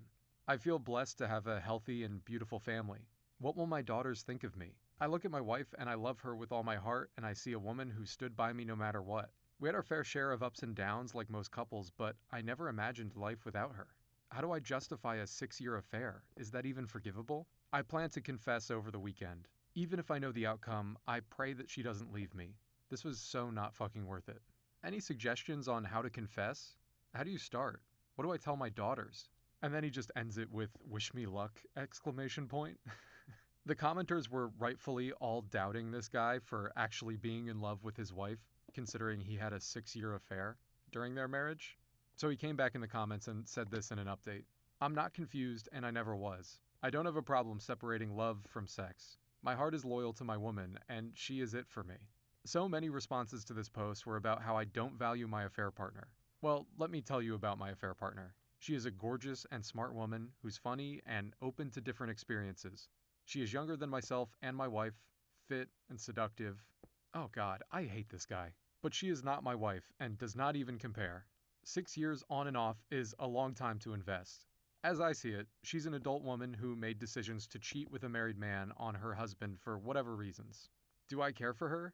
Yes, 6 years is a long time. Do I love her? No. Did I say to her that I loved her? Yes, of course I did. But I lied, just as I lied to my wife. Did I use her? Yes, I did. Ew. Ew, dude. Did she use me? Of course she did. We both knew that we were playing with fire. The reason I stayed has nothing to do with my wife. We have a good sex life in general, but I do have some kinks that she's not into at all. My affair partner was into these same kinks. That's how we met, and that's why the affair was ongoing for 6 years. What led me to starting the affair was my wife being in an accident that took a toll on her body. Sex was off the table for over a year, and I gave in to temptation. So all of you people saying that my wife was withholding sex and intimacy, no, my wife and I are very intimate. My wife meets 90% of all my needs, my affair partner meets 10%. Alright, this guy completely sucks and is pure evil and just thinks that he can justify away a 6-year affair. And I'm just fully hate reading this post at this point, but there's actually several updates, so let me go ahead and read those as well. Here's the first update. I was prepared for all scenarios, but not this one. The doomsday did not come in the shape that I was expecting. My affair partner ended up convincing her soon-to-be ex not to spill the beans to my wife in exchange for a smooth divorce. I thought I was in the clear. Yesterday, my affair partner sent me a blurry photo of my wife in the car with another man. She claimed that they walked hand in hand to his car from a store in a nearby town from ours. She got a shot of the plates on the car, too. After some digging, I now know that she is also having an affair. Don't know how long for sure, but at least 6 months. He's a single dad that's our age and is telling her to leave the marriage. She's telling him that she loves him. I feel numb at the moment. Any advice? I love her and I want to stay married. He explained in the comments of this post that the way that he confirmed that she was having an affair was that he took her phone while she was in the sauna and saw her WhatsApp messages with her affair partner. He also added an edit to this post with additional context. He wrote, "Logically, yes, we're both getting our itches scratched. What's the big deal? I'm not ruled by logic at this moment. Maybe later, but now my emotions are overpowering my logic. Never in my life have I experienced this type of emotional and physical distress. I can't even think straight. Never thought I was going to bawl my eyes out and throw up on the carpet. I'm desperate to talk this out, to know why this happened, and how invested she actually is in this piece of shit. If she's doing this out of revenge, maybe I do have a chance if she feels something for me at least. I can't imagine her being so emotionless and throwing away over 20 years of marriage. I know this woman like I know myself. Deep down she's hurt, but she's also very stubborn and proud. I just want to know if she knew about my affair, and why the hell didn't she confront me? I would have chosen her over my affair partner in a nanosecond. And what the hell is she hoping to find with this douche anyways? He's no better than me, sleeping with a married woman. I'm trying to respect her wish to have some space, but I'm just desperate to talk to her." Okay, and after all that, he came back for a final update here. Final update. My marriage seems to be over. I confronted my wife this past weekend, sat her down without warning, and told her that I knew she was having an affair and with whom. I asked her if she loved him and what her plan was. She was caught off guard. She went into the bathroom for 10 minutes, and when she came out, she looked me straight in the eyes and said, "I know about your affair too. I've known for some time now. I love him and I want a divorce." The next few days were a blur. I tried to talk to her, but she shuts me down. She's moved into the spare bedroom and is making appointments with law firms. She's told our 2 daughters. I've signed up for emergency therapy. I'm on meds for dealing with anxiety and lack of sleep. This is surreal. I heard her talking to him last night, and I cut the internet cord. There are just so many emotions running through me right now. How can she not feel any emotion? Over 20 years gone. I feel so blindsided, and the only person I can talk to is my brother who lives across the country. Sorry to vent to you fine people here, I just need to get this out. You're delusional, and you're the worst. I feel like I've stumbled into a corner of the internet that I do not belong in. I'm just not supposed to be here. This story just blows my mind. And, not to sound naive, but it just baffles me that people like this actually exist and can convince themselves that they're the good guys or that they're the victim. This guy is just absolutely deplorable. He cheated on his wife for 6 years, and of course she found out because they always do. And when she discovered that he was cheating, she cheated on him back, and then he just comes back and is like, "Hey, that's not fair. That was my thing. I was cheating on you. Only I get to cheat." I don't know, this one is just a complete mess. I'm glad that they're getting a divorce, and I'm glad that this guy is getting what's coming to him. I think for me, this one is just particularly strange because I usually don't wander into these areas, these dark corners of the internet. This is just something that never would have occurred to me or popped up onto my radar. The existence of a place that allows people who are actively committing adultery to just chat about it with their fellow adultery peers, it's just so strange to me. I don't know. I just don't recommend you go there. It's a depressing place with posts from depressing people. But it does make excellent content, and I am sort of starting to go down the rabbit hole on it, so I'm probably going to read more. All right, I think I've officially done it. I've created the most needlessly complicated melon farm you've ever seen.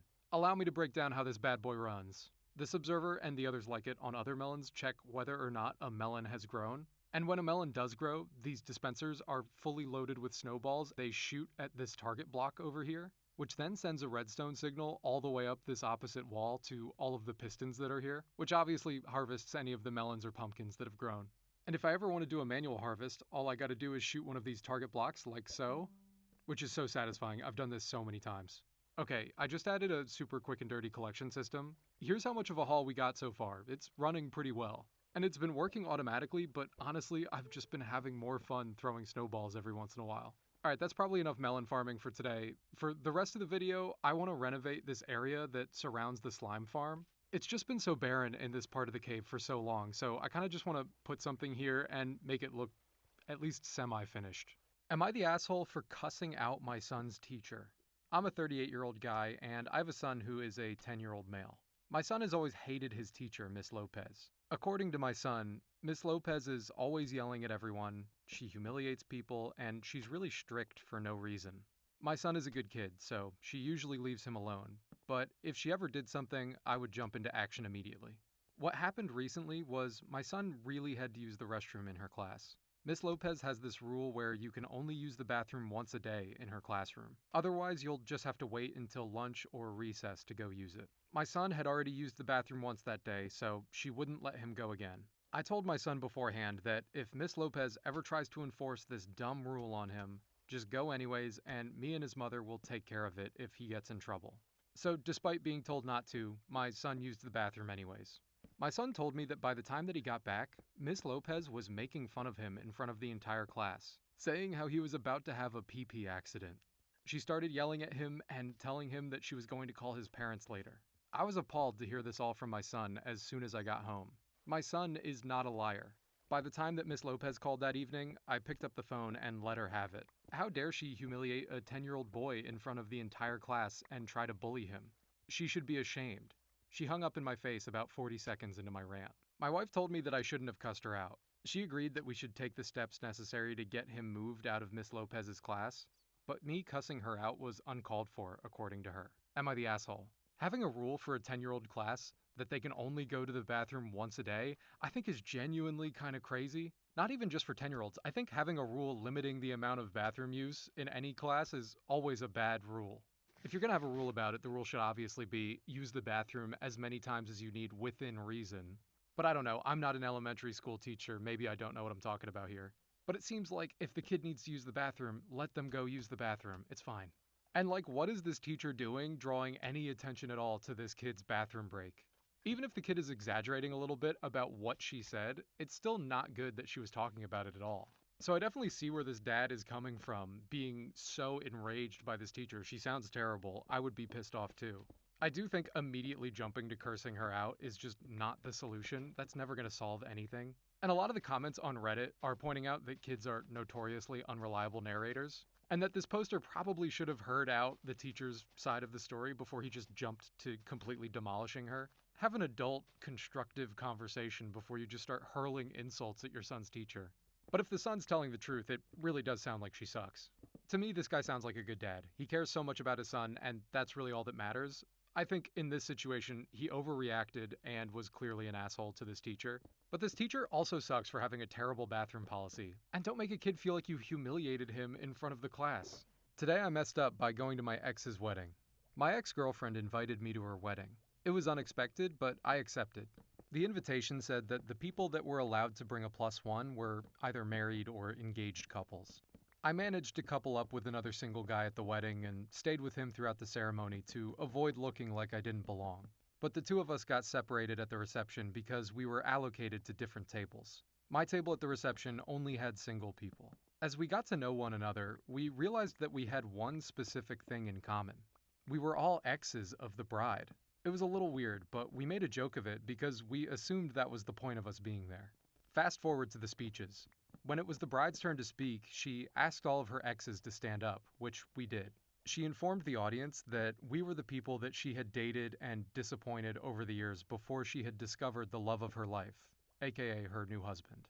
She wanted us to know how grateful she was to have been with all of us. But then she locked eyes with me and said, well, maybe not all of us. She then said my name and asked me to wave at everyone. I waved like an idiot. She then warned all the women at the wedding to watch out for me because we'd done some kinky stuff together. The husband stood up at that moment and covered the microphone with his hand, while he whispered something to his wife that made her look super confused. The bride sat down without saying anything else. The husband made an awkward joke about his wife having had too much champagne and instructed us to please take our seats. Thankfully, the DJ intervened and asked if any of the groom's exes were also in the house, which actually made the audience laugh. The music played and everyone pretended that none of that had just happened. Except for me. I got out of there as soon as the lights dimmed for the disco ball.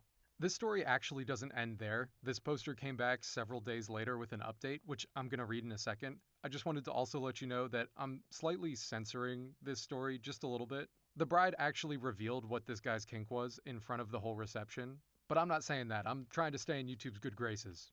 But if you're nasty and you want to find out what this guy's kink was, you can read the story for yourself. It's linked in the description, as are the rest of the Reddit stories I'll read today. Okay, so this guy actually came back with an update a couple days later after the groom tried to reach out to him to apologize for what happened. I almost didn't answer when I noticed an unknown number calling me, but I did end up answering the call when I realized it was my ex's husband. He said I was the first of 4 exes he was calling with an apology on behalf of his wife. He wanted me to understand that he was traveling for work during most of the wedding planning, so apparently he had minimal involvement, which actually suited him because his wife made him feel like she had everything under control. He joked about her trying to gaslight him into believing that she had informed him about her exes coming to the wedding beforehand. He made it sound like it was supposed to be something funny, because he never expected us to actually show up, even though we had to confirm that we were coming. The longer that I listened to him, the clearer it became that he was gaming while he was talking to me. Dude would repeatedly pause mid-sentence to do whatever he needed to do in his game, and then forget the last thing that he said. I eventually asked if it was a bad time, but he was like, "I'm on my honeymoon, bro. It's all good." I said I was sorry if my presence at the wedding made anyone feel uncomfortable. The husband said that he appreciated my apology, and then playfully, or not so playfully, encouraged me to avoid going to weddings of my exes. I said I had learned my lesson. The husband literally said nothing for like 5 seconds, and then asked, "What lesson?" Like he no longer had any idea what we were talking about. That was it for me. I was done having a conversation with someone whose attention was obviously elsewhere. The husband thanked me for calling him, even though he was the one that called me, but I didn't care enough to correct him. I just said goodbye. This all happened during the week, and thankfully it's been radio silence since Thursday. Hopefully that means that everyone else has moved on. The comments on this post are just one long debate on whether or not this is real at all. Regardless, this post was cracking me up. Because there are people out there that are messy enough to do something like this. Like using their wedding as a forum to embarrass their exes. And honestly, wedding speeches are always hit or miss on whether or not it goes really smoothly or if it's a complete shit show. A few years ago, I was brought as a +1 to a wedding for a bunch of people that I don't know and I don't think will ever see this video. Hopefully. But the best man at the wedding had been living, he was a roommate of the bride and the groom, and they had been living together for a long time. And when the best man was giving his speech, it was so obvious that he just had a huge crush on the bride. At one point in the speech, he said that the groom had stolen the bride from him, and he said it as a joke, but like nobody laughed, and you could just kind of tell that there was like a kernel of truth there. I don't know, this story just reminded me of that whole ordeal and how I'd never want to be in the same room with those people again. They did have a really good DJ though, and an open bar, so points for that. Anyways, I guess my point is that wedding speeches can get pretty awkward. But I will say that having a table of only your exes at the reception is unhinged behavior, and then just deliberately trying to embarrass this poster in front of her entire wedding. Obviously, this bride sucks. And her husband kind of sucks too with the half-assed apology, but I mean, I guess at least he apologized. My ex-fiance wants another chance. I'm a 29-year-old female, and I broke up with him 2 years ago. He went on a trip with his friends to watch a golf tournament. I don't watch golf, but he was always telling me what a big deal the Masters tournament is. While he was away, on the first day of the tournament, I ended up hospitalized due to an ectopic pregnancy. He decided to stay at the tournament instead of coming home. He was told that I almost died, but still decided to stay. The tournament was 2 hours away from the airport, and the flight back to Toronto, where we live, would have been less than 3 hours. He could have gotten home quickly. It wasn't as though he was on the other side of the world. I was hospitalized early on a Thursday morning, and he didn't come home until the following Monday in the afternoon, after the tournament was over. I was still recovering, but I broke up with him because he berated me for not understanding how hard it is to get tickets to the tournament. I don't need advice about what to do. I'm not going to give him another chance, and I'm not going to reply to any of his messages. He says that we're good together and that we should get married. Please. He thought a golf tournament was more important than me. Our wedding was 3 months away, and I almost died, but he didn't care about me. I have a new life now, I have new friends, I finally traveled to the places that I always wanted to go, the ones that he said were a waste of time. I'm starting a PhD program soon. He was the one who threw our relationship away, and now he thinks he can just come back and I'll marry him? I almost died and he didn't care. I'm not going to respond to his messages. The way that this poster tells this story, I can just perfectly conjure a mental image of this guy. Honestly, I used to work with some finance guys that were the most annoying people that I've ever met that would probably make this exact same decision. That's no shade to the finance bros out there. Live your truth. Most of you are great. Anyway, obviously this guy sucks and is the worst for being told that his wife is gonna die and choosing to stay at a golf tournament. This is a super valid reason for this poster to cut off their engagement. But she actually came back 3.5 weeks later with an update to this situation, so I'm gonna read that right now. Update to my ex-fiance wants another chance. My ex-fiance, who is a 29-year-old male, showed up at my workplace. I didn't respond to any of his messages, and so he thought that I didn't get them. So he showed up at my place of work to try and talk to me. My workplace isn't open to the public, and when I found out that he showed up, I said that I didn't want to see him. And so someone called the police. He was escorted away and told that if he returned, he would be charged with trespassing. One of the police officers said that my ex-fiance told the officers that he wanted to ask me if we could get married and had no other way of talking to me to ask. It was embarrassing to have all of this happen in front of my colleagues, but they were so nice about it, and so were the police. I ended up getting a lawyer to send him a letter saying never to contact me again. This all happened 2 weeks ago. Even though my colleagues were nice about it, my contract is ending soon and I'll be starting my PhD program. I don't have any social media, but one of my friends who does showed me an Instagram post from a few days ago with a picture of my fiance and another woman with a caption that they had both become engaged. So I guess good luck to her. I have no desire to have anything to do with my ex-fiance ever again.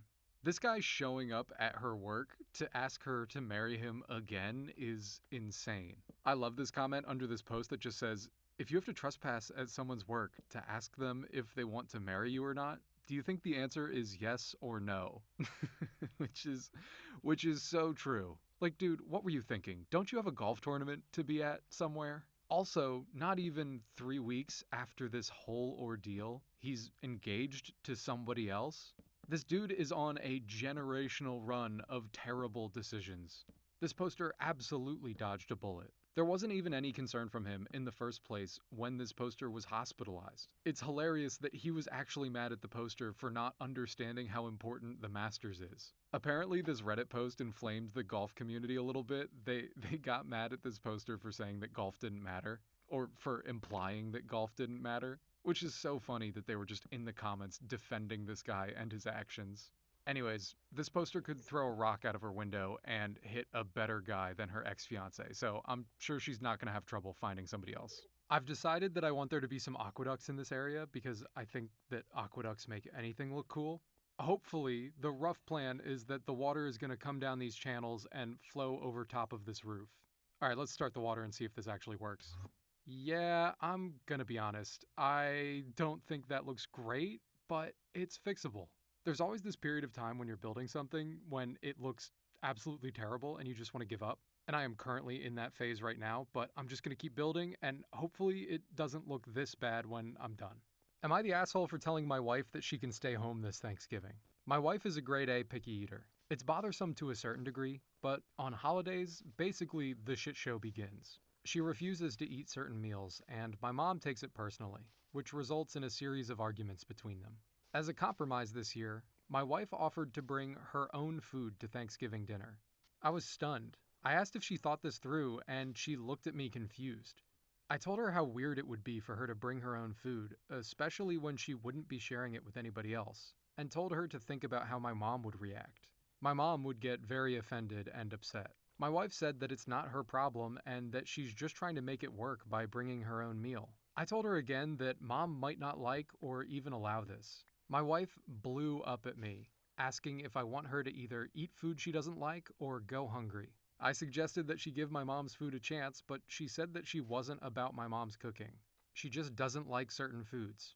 We had an argument, and I ended up telling her that she could stay home this Thanksgiving and eat whatever meal she likes. She got really quiet and then lashed out at me, calling me insensitive and negative to say this to her. I repeatedly asked her to calm down, but yeah, man, that always works. Telling your wife to calm down definitely works. I repeatedly asked her to calm down, but she couldn't stop ranting about how I was basically willing to exclude her from a major event. She started cold shouldering me about it, while at the same time guilting me, saying that I'm treating her poorly after she offered the, quote, perfect compromise. Okay, so before I talk about this guy actually came back and added an update to this post, so let me read this super quick before I move on. Update. And so, my wife has decided to go spend Thanksgiving with her family, who, by the way, live hours away, so this means unnecessary travel expenses. She's spending Thanksgiving with her family instead and basically ditching me for a whole week. Y'all happy now? Though I appreciate some insightful comments on the situation, some others? Not so much, especially with those assumptions claiming that my wife has allergies, which she doesn't. Where'd y'all get that from? But anyway, it's all good now. I guess I'm not too thrilled with her decision. I feel like she's doing it just to spite me or to get me to cave in.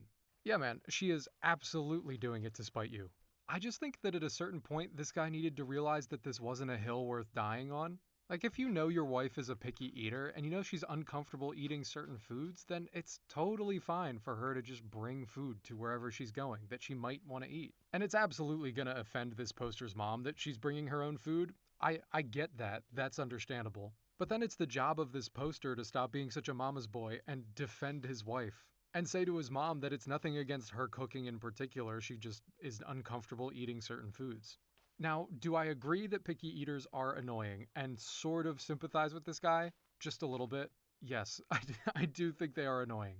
The only valid food that I will accept picky eating from is not eating clams or oysters or anything like that. That shit is gross. We are not meant to eat those foods. They taste like chewing gum. Anyways, sorry, I got mad about picky eaters for a second. My bad. Even despite my feelings about picky eaters, I don't think this wife is in the wrong. I think this guy needs to prioritize her comfort in whatever situation that she's in. And if that means bringing her own food to family gatherings, then that's totally fine. That shouldn't be that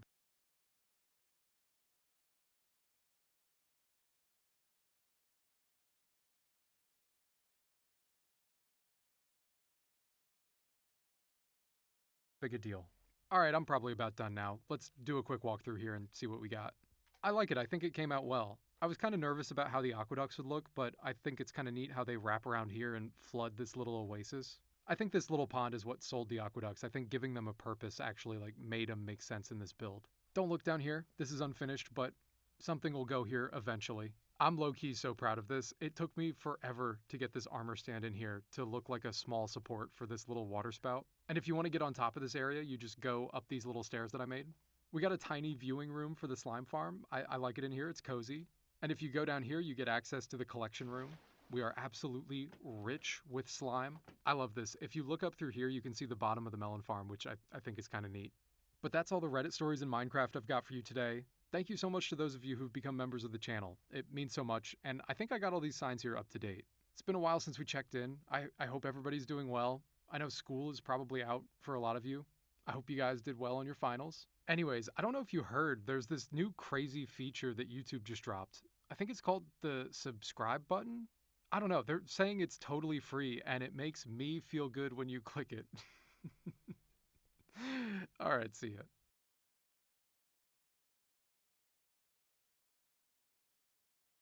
I've spent so much time in this world, and I still really haven't built anything at all in the Nether. This place is just completely empty. I only ever use it for travel. And I've been putting off building a gold farm, so today I'm finally gonna do it. But while I do that, I've got a bunch of Reddit stories that I want to read. Thanks as always for coming back to the channel. Let's read the first story. Alright, this story is titled, Am I the asshole for not consoling my boyfriend because I make more money? I need a gut check if I'm the asshole or not. I make a good deal of money, which I know people will say I'm the asshole already. But I live a very modest lifestyle. My monthly budget is $4K a month, and most months I profit $30K. I'm self-employed, so sometimes it's more, sometimes it's less. Next month, minor flex, because I'm anonymous and I can, it'll be around $80K pre-tax. I have a boyfriend, and we've been dating for 5 months. He's a good guy, but a bit more traditional than I've ever dated before. He works as the assistant manager in a farming shop and gets paid about $15 an hour. We're both in our mid-30s and live in the middle of nowhere. I only moved here to be close to my niece and nephew. No, he does not know what I make. We've only been dating for a few months, and I'm private about how much I'm squirreling away. I drive an older car, and bought a standard 3-bedroom, 2-bathroom house last year and almost have it paid off. The issue is that he saw one of my invoices to a vendor pop up in my notifications. The bill was around $5,000. He was shocked that I was paying that much. I told him that it was the cost of doing business, and he was like, must be nice to drop twice what a normal person makes in a month on business. I'm usually water off a duck's back when it comes to conflict. No big deal. So I told him that it would be nice if I didn't have to pay the bill at all. He dropped it, but I was getting a vibe from him for the to Lila-chan. Lila-chan. VT. Oh, she's a VTuber. I would like to thank her. I guess she's a girl because her name's Lila. Thank you for the follow. on farmers who drop thousands on equipment. He said that was different and then asked me how much money I make. He hasn't asked before, which is a little on me because I always give the impression that what I make isn't that impressive. I had a bad feeling, so I lied and told him $120,000, which, according to the IRS, is officially my salary. If you know what S-corps are, then you know what I mean. Anyway, he burst into tears. I think if I was nicer, I should have consoled him or something. I know he's feeling like a loser, which he's not. He has a cool job in my opinion, and he's super knowledgeable about farm stuff, which I find interesting. He's a pillar in the community because we're surrounded by ranches and he knows everyone. And again, I find it really cool. But he was upset that I see more money on the regular than he sees in a year. I may have dropped the ball a bit here because I told him that he's going to have to find a way to be okay with not being the provider. And then I just got out of his house. I just couldn't figure out a way to make him feel better without lying more or making myself small. I guess I could have told him that working in a farm store is super fucking manly or something. It's easy to think of these things afterward. My guess is that it's some early or midlife crisis, but I resent that it's coming at my expense. That because I'm doing well, he feels bad. If I found out he secretly had a lot of family money, I'd be really happy and glad for him. But no, learning that I could cover a $5,000 bill for my own business made him feel like less of a man to the point where he had to throw shade on me. That's a him problem, and I'm still kinda pissed about that. I don't know though. I'm also coming from a place of super privilege because it's been a few years since I've had to think about bills, and I don't care what people say. That changes you. So am I the asshole, and what do I do? I've got a lot of thoughts on this, and most of them are that this guy should not be that butthurt that his girlfriend makes a ton of money. But before I talk about that, there's an update that was posted a month after that initial post. So let me go ahead and read that really quick. Update 1 month later. Not a huge surprise to anyone, but we talked it out, and a big reason he reacted badly is because he's in a bad spot. We live in a really rural area, and $15 an hour from a farm store is basically the top pay without a major change of life on his part. Moving away, somehow changing jobs when there are no real jobs, winning the lottery, etc. The stress got to him, and he just didn't react well. He apologized, and our relationship limped along for a few more weeks. But he started making little digs at my career, saying stuff like how he can't believe I make so much more money for silly projects. That it's wild I make more money than a doctor when I'm not even saving lives. Things like that. Typing them out right now, they sound more like mild nitpicks. And I certainly have a love-hate relationship with my art when I'm in the weeds on it. But I didn't like the vibe that was coming from him. It felt resentful. Instead of being happy that he had a girlfriend that was doing well, it felt like he saw it as a failure on himself. I broke it off and he didn't even seem that upset, so I guess it was a good call. Though suspiciously one of the local churches has contacted me for money for their local charity. They seem to know that I'm a high earner, even though I've kept everything private. So I think he's been telling people tales. It's a small town, so that's fun. Anyway, thanks for the advice on the last post, and for fuck's sake, I don't do OnlyFans. This guy absolutely fumbled the bag. She's clearing like $300,000 a year. Brother, what are you doing? He needs to get over his ego right now and become a Hall of Fame boyfriend. Well, I guess not anymore. She did dump him. If my girlfriend was making that kind of money, catch her never having to do another chore. Oh, the dishes need to be done? I already did them. Laundry? Folded. Done. Neat. I'd crush it as a trophy husband. I guess I just don't really relate to this guy. I don't think this is something that would really bother me. I mean, it sucks that this guy's in a rough financial spot, but that doesn't mean that he should take out his insecurities on his partner or like belittle her career. I don't think this guy is seeing that if your partner is super successful, that's a good reflection on you. That means you're doing something right. And this guy just has to get over himself and be proud of her. Also, it's just not her job to make him feel better about how much money she makes. Yeah, she could apologize for being harsh in the way that she said that, but it doesn't change that he should just be accepting of her income. I think the only nitpick that I have is this poster misrepresenting how much she makes to her boyfriend. But I mean, it's early in their relationship, and she shouldn't have to talk about it if she doesn't want to. And also, I don't really think that's the problem here. He should just be supportive no matter how much she tells him that she's making. And not making snide remarks about how easy her job is. That's just never a good look. Anyways, no, this poster's not the asshole. I am super curious to know what she does for a living though, where she's making 80 grand in a month. I would be just so annoying if I made that much money. Am I the asshole for refusing to eat my wife's spaghetti after I found out what she put in it? Last night my wife made spaghetti and it smelled amazing. She said that she tried something new and wanted me to just eat it before I asked any questions. I had a few bites and it tasted kinda off, but not terrible. just weirdly sweet and earthy. I asked what she changed about the recipe, and she told me that she had blended up leftover spaghetti from 6 days ago and mixed it into the sauce to thicken it. I immediately stopped eating.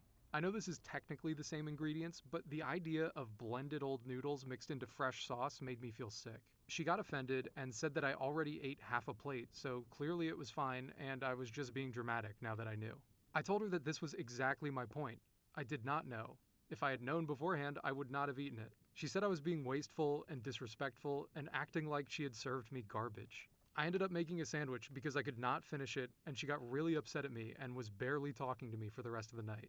Now she told her family, and they think I embarrassed her, but my mom thinks it's gross and I should not have been tricked into eating it. I feel bad for hurting her feelings, but I also feel like I should get a say in what I'm eating. Am I the asshole? I'm not gonna lie, I had to Google how long pasta lasts in the fridge because of this Reddit post. I've definitely eaten some very suspect pasta in my day. I've pushed those limits for sure. But apparently, according to the comments on this Reddit post, pasta is literally poison after 5 days. All of these commenters are saying how this girlfriend was deliberately poisoning this guy. And I'd be willing to bet any amount of money that this blended up old pasta recipe came from a TikTok video. I don't know why it has that vibe, it just does. Anyways, no, I don't think this poster's wrong for not finishing his plate. If you find out halfway through eating your plate of pasta that one of the ingredients in the sauce was probably mold, hot take, but I don't think you're obligated to keep eating. It's definitely not the nastiest recipe that it could have possibly been, but if there's week old pasta in the fridge, I don't really want any part of that, and so I'd want to know if you're putting it in the sauce. It's gross, I don't want to think about it anymore, let's just move on to another story. I fell in love with my married neighbor, and then I babysat his kids. Now I'm questioning my feelings. Okay, so first of all, I'm new to Reddit. Sorry if there are any mistakes or something. I obviously can't talk about this with any of my friends or my mom, but then I saw a Reddit post on TikTok, and I thought this would be a good place to I talk about just this. Finally, wanted I know you all are going to to judge me, but at least try to listen understand my side. to Reddit Thanks. So I'm stories a while 34-year-old woman, and 7 months ago, I had a drawing, messy and breakup that's with it. a I didn't long-term want to boyfriend. talk. So I moved in with my best That's it. friend and her husband in a house that we're all renting together. I It I was do have then a that I met mic. my I do neighbor, have a who mic. I'll call Kevin. Kevin helped us move our stuff into our new house, and I was instantly smitten. We live in the suburbs of a major city, so we both ended up taking the train into work at the same time each day. I knew Kevin had a wife and kids very early on. He talked about them often and had pictures of them on his lock screen, social media, etc. However, initially it started out as a very innocent, silly crush.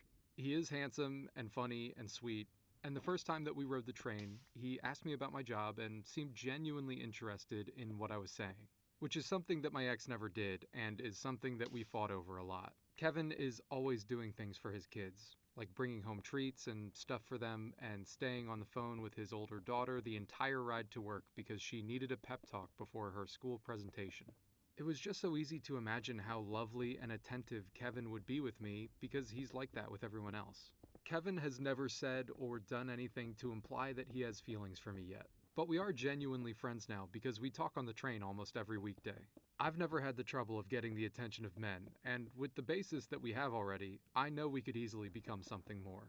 I also learned shortly after I developed feelings for him that his wife is actually someone that I went to school with, and I was surprised because they're polar opposites. He's funny, she's dry, he's exciting, she's cautious, he's a little dumb, and she's smart and intellectual.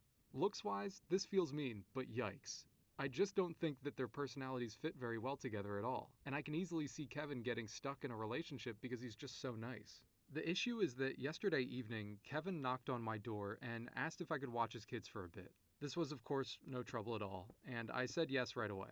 He told me that his wife had gotten into a car accident while away on a business trip, and because she's pregnant, he was super worried and had booked the next flight out to go see her. They don't have any family in the state currently, so he asked me to keep an eye on his kids for a few hours while a family friend drove several hours to watch them that night. Now this is where the issue comes in. These kids were an absolute nightmare. There were 3 girls, and the oldest was your typical bratty preteen times 1,000. She was rude and didn't respect my authority at all, arguing with me about everything from dinner to who had to clean up and to what movie she was allowed to watch. I even heard her call me a bitch under her breath a couple times. The middle kid was rowdy and constantly wanted to play loud, messy games even when I told her no. The youngest was mostly sweet and quiet on her own, but she joined in with whatever drama the middle child wanted to create. It culminated in me agreeing to play hide and seek with the younger two and ended up getting locked out of the house. When I went back and tried to convince the oldest to let me in through the back screen door, she pretended that she couldn't hear me and put her headphones in. Thankfully, the family friend arrived a few minutes later and let me in, and then I went home. This makes me sad because before now, I would often dream about being a stepmom to Kevin's kids one day because of how highly he would talk about them. Now I want nothing to do with them. But at the same time, this is further proof that Kevin and his wife are not happy because children from a happy home do not behave like this. I just want to have a relationship with Kevin, but I don't know if it's possible because his kids and I wouldn't get along. And this is even before a potential divorce where their mother could easily get them to hate me. I really love Kevin, and I know that we could have a beautiful relationship if I pursued this, but this has really shaken me. I just wish I had someone to talk to about this, but everyone in my life would judge me. This has to be the most insane Reddit story I've ever read, or close to it. This woman gets on the train every day with this guy and just daydreams about wrecking his home. I love how she's so delusional that she's gotten to the point in her head where she's like, yeah, no, we'll be good together, but man, it's just his kids. It's those darn kids. That's really the thing that's preventing us from being together. This woman is a stalker, but doesn't seem to have the awareness that she is actually a stalker. It's also just so funny that she doesn't seem to know that the kids tricked her into leaving the house and then locked her out. Like, on top of being a stalker, she's also an incredibly incompetent babysitter. She just doesn't have any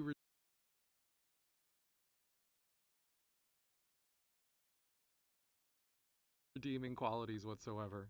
On the initial post, people were giving her a dose of reality, and so she got kind of combative in the comments. Let me read this really quick. This commenter wrote, "Honestly, it doesn't sound like you love him. You romanticize him, and you have this fantasy of life with him in your head.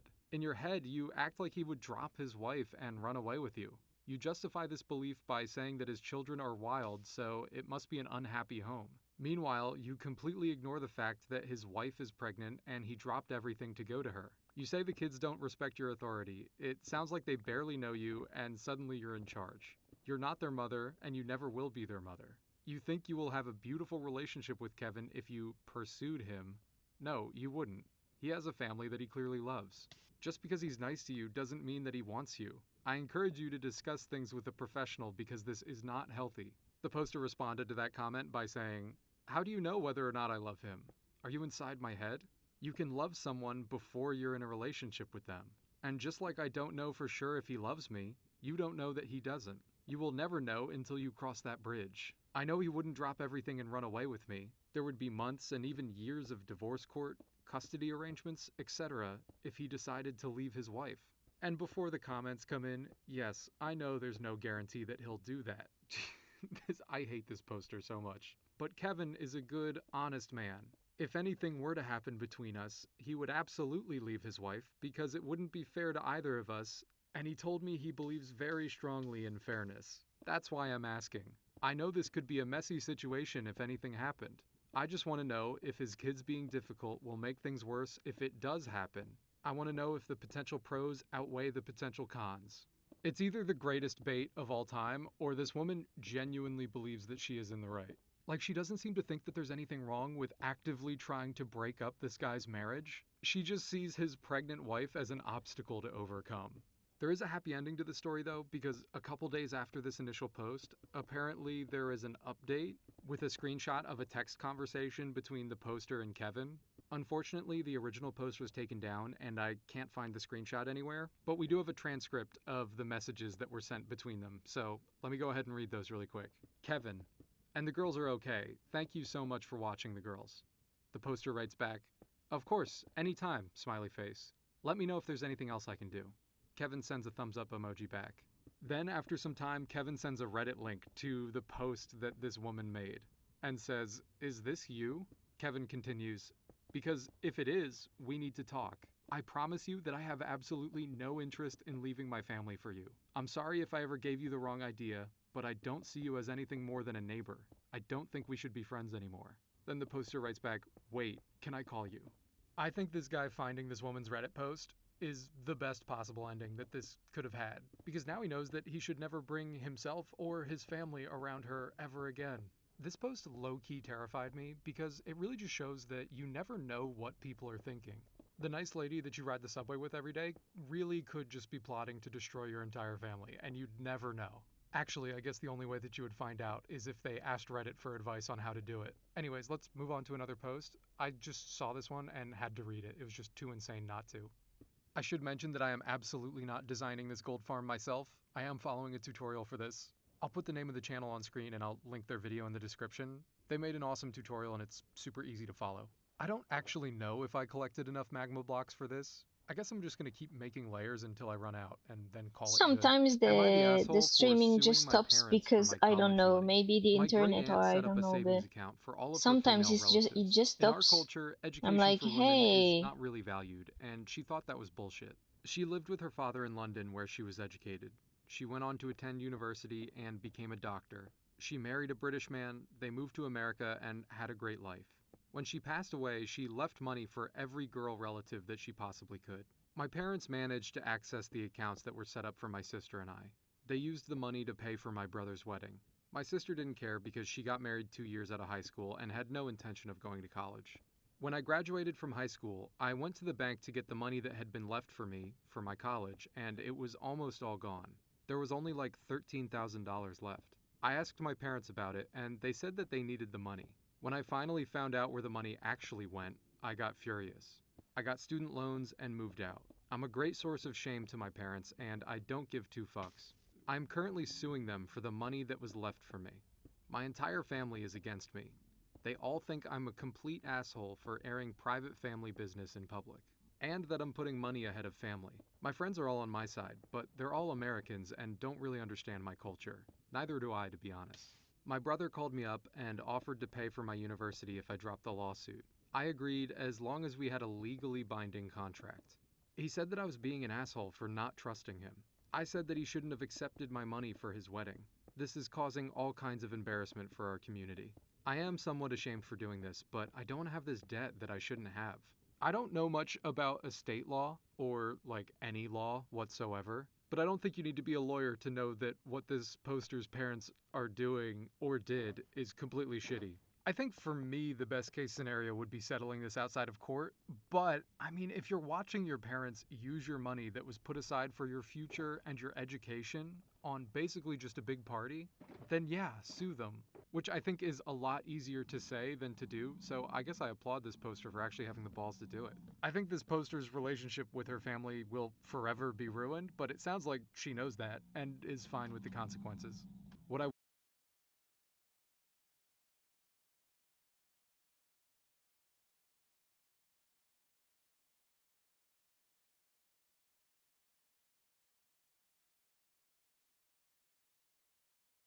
would like to know that wasn't included was whether or not her brother actually knew that her money was being used to pay for his wedding.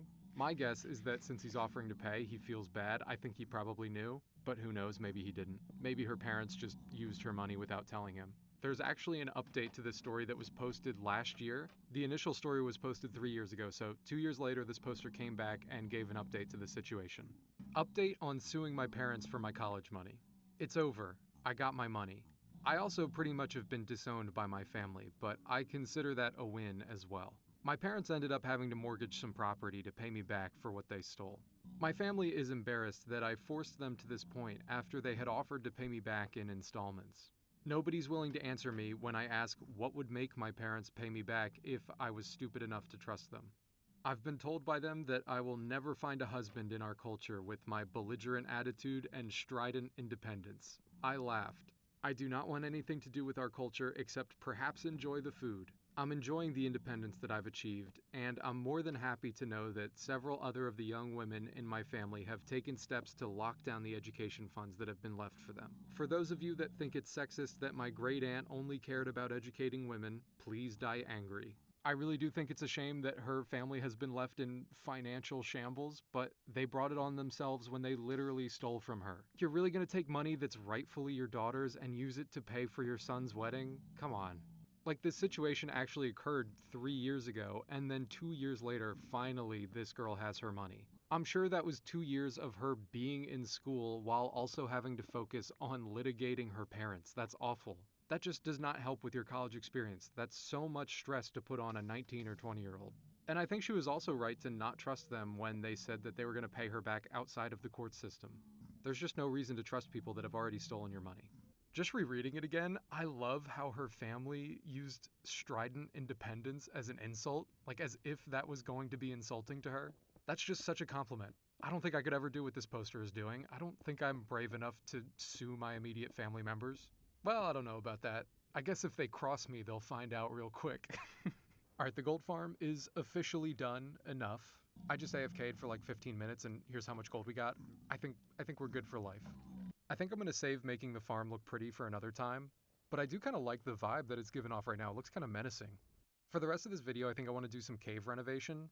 I'm trying to get rid of all this gray and cover the floor in grass, make it look a little more natural. If I've got the time and feel like building, I've also got kind of an idea for an entryway to this wheat farm from the last video. I don't know, if I get bored of placing dirt, I'll do that instead, I guess. Am I the asshole for agreeing to split the bill on a double date which ended in my best friend getting dumped? I'm a 22-year-old female and I'm really unsure here. My best friend and roommate, who's also 22 and female, let's call her Amy, has been seeing a guy for 2 months. She really likes him and it seemed to be going super well. Last night, she asked if I would go along with her and her boyfriend on a blind double date, meaning her and the guy she's dating, and me and one of his friends who's single and looking. I wasn't keen on it at first, but she insisted, so I agreed. We got to the restaurant, just a nice place in our area, and things seemed to be going fine. The friend that she was setting me up with was cool, but I'm really not looking right now, and didn't feel any kind of spark. We got to the end of dinner and the bill came. Amy chimed in and said, "Don't worry, our men have got this." To which I said back, no, I don't mind, saying that I would pay my part of the bill. We'd each had 2 cocktails each, all 4 of us, and it wasn't a crazy expensive place, but it's not cheap. A bit of back and forth happened. Amy kept insisting that it's always the gentlemen who pay. So I said something like, "You do you, I'm happy to split it."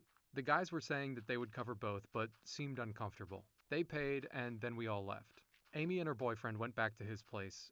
I said goodnight to his friend and went home alone. Later on, Amy texted me saying that her man is now contemplating the relationship because he doesn't want someone who always insists the men pay. She told me that I ruined it by offering to split and should have just sided with her and not made things worse. And now she's saying that he needs some time and might not want to continue this relationship with her. Am I the asshole for this? There's a few contextual updates that this poster came back and made. I'm just going to read these super quick. Update. Thanks everyone so much for your thoughts on this one. Amy still isn't talking to me. You could cut glass with the tension in our house right now. She and the guy aren't talking either. I'm trying hard here, but another week and maybe the friendship has run its course, honestly. Sensing a lot more underlying issues that can only come from communication. Here's the next update. I'm now not a girl's girl because I didn't back her, without being told that I should or given any kind of heads up. I responded that, especially because I didn't see myself or my blind date having a second date, that if I wanted to pay for myself, I was happy to put up my portion. The friendship is now effectively over and I'm looking to move out. Amy is now trying to apologize because she can't afford rent on her own or get someone else to move in on such short notice. I feel horrible, but now I know that I need to be around supportive people. Thanks again to everyone. Yeah, this poster's obviously not in the wrong here. It's just kind of a super weird hill for her friend to die on. Like she said, if she wants to pay her portion of the bill, that's fine. Amy needs to not keep insisting that she not pay. She for sure just dug her own grave. And more than likely, if her boyfriend's breaking up with her after that, there were other issues that were going on. It's not this poster's fault that her and her boyfriend broke up. Also, Amy is just speaking for her boyfriend's friend and making him pay more. He might have been happy to hear that this poster was willing to split the bill. And now he's just gotta pay more money. I would have been pissed if I was him. I am curious what you guys think about who should be paying for dates though. I'm still pretty traditional. I like to pay. But I also have in the past appreciated when a girl offers to pay and then I can insist and be like, no, I got it. Because that feeds my fragile male ego and I need that. But like especially on dating apps, I have heard some people say whoever asks the other person out should pay. I guess I'm mostly talking about the first couple dates here. Once you're in a relationship, it's very different. Things get split way more often. But this situation is also just kind of weird and unique just because it's a double date and this is sort of tangential and off topic. But I just think double dates are something that I would prefer not to go on. I think my toxic brain makes it into a competition where we have to outdate the other couple. I don't know why I'm admitting this. This is insane. I'm way off topic here. I guess bringing it back to the story, It was kind of her to offer to pay her portion of the bill, and it's weird that her friend insisted on the other guy paying for her. Okay, this post was cracking me up when I first saw it. It's about a guy's interaction with somebody selling something to him over Facebook Marketplace. It's titled, "Am I overreacting for not wanting to buy after this interaction? Been eyeing this monitor for about 2 years now. I finally found one listed for $1,000. The listing literally says $1,000 or best offer. So I did exactly that and offered $925, not even 10% off the asking price of $1,000. The seller immediately got hostile, called me broke and said I couldn't afford nice things, accused me of lowballing when his own listing invites lower offers. I stayed calm the whole time, pointed out multiple times that best offer means that offers are welcome, and even apologized at the end just to keep things civil. Here's my dilemma though. I've genuinely wanted this monitor for about 2 years. It's a great price and it's hard to find Listen, used. everyone. Do I swallow my pride, go back and pay? Thank you for coming. I think I'm going to go. I have to eat. But let me show you what we got. Let me show you what we got. So I finished. I think that is finished. TBH. Wait a sec. I am going to put on some music, some good music. Wait a second.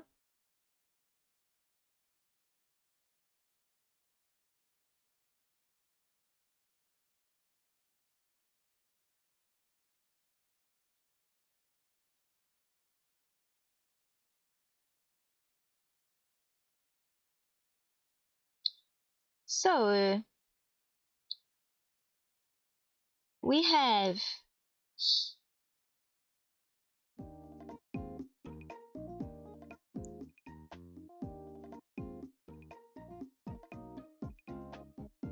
I did 2 drawings for Artfight in 2 hours. Yeah, it's not my best. I did better, but I just wanted to chill, you know. I'm gonna show you what I did other than that also.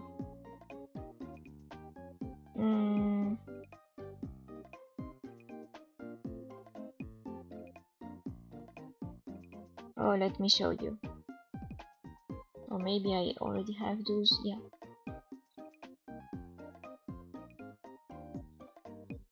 So yeah, I did. So for anyone interested, I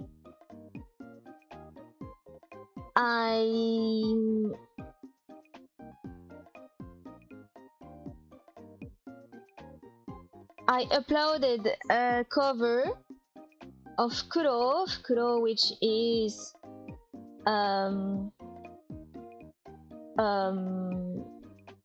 a song by Kokia. So here is the thumbnail for the song. I think I already showed what I did for Artfight anyway, so I'm just going to show you. So I'm just going to show you the one I did on stream right now. People on Twitch, I'm going to send you the link. Oh.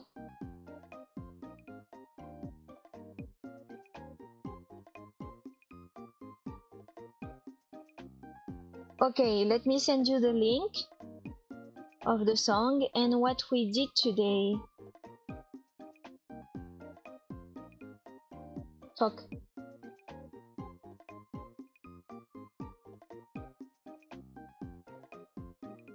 I'm trying, people, eh? My internet is not working really fine.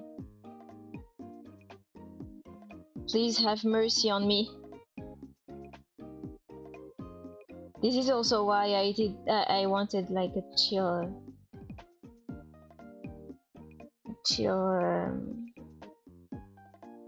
stream. So here you go.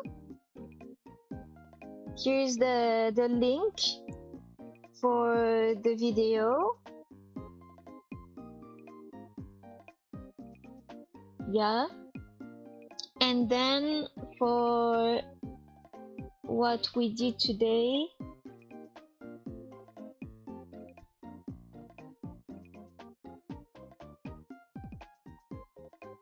so this is my friend's OC's OC, of course, my friend's OC. This one, and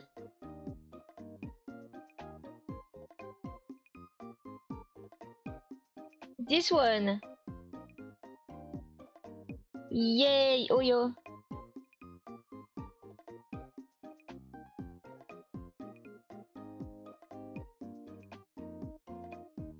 Good.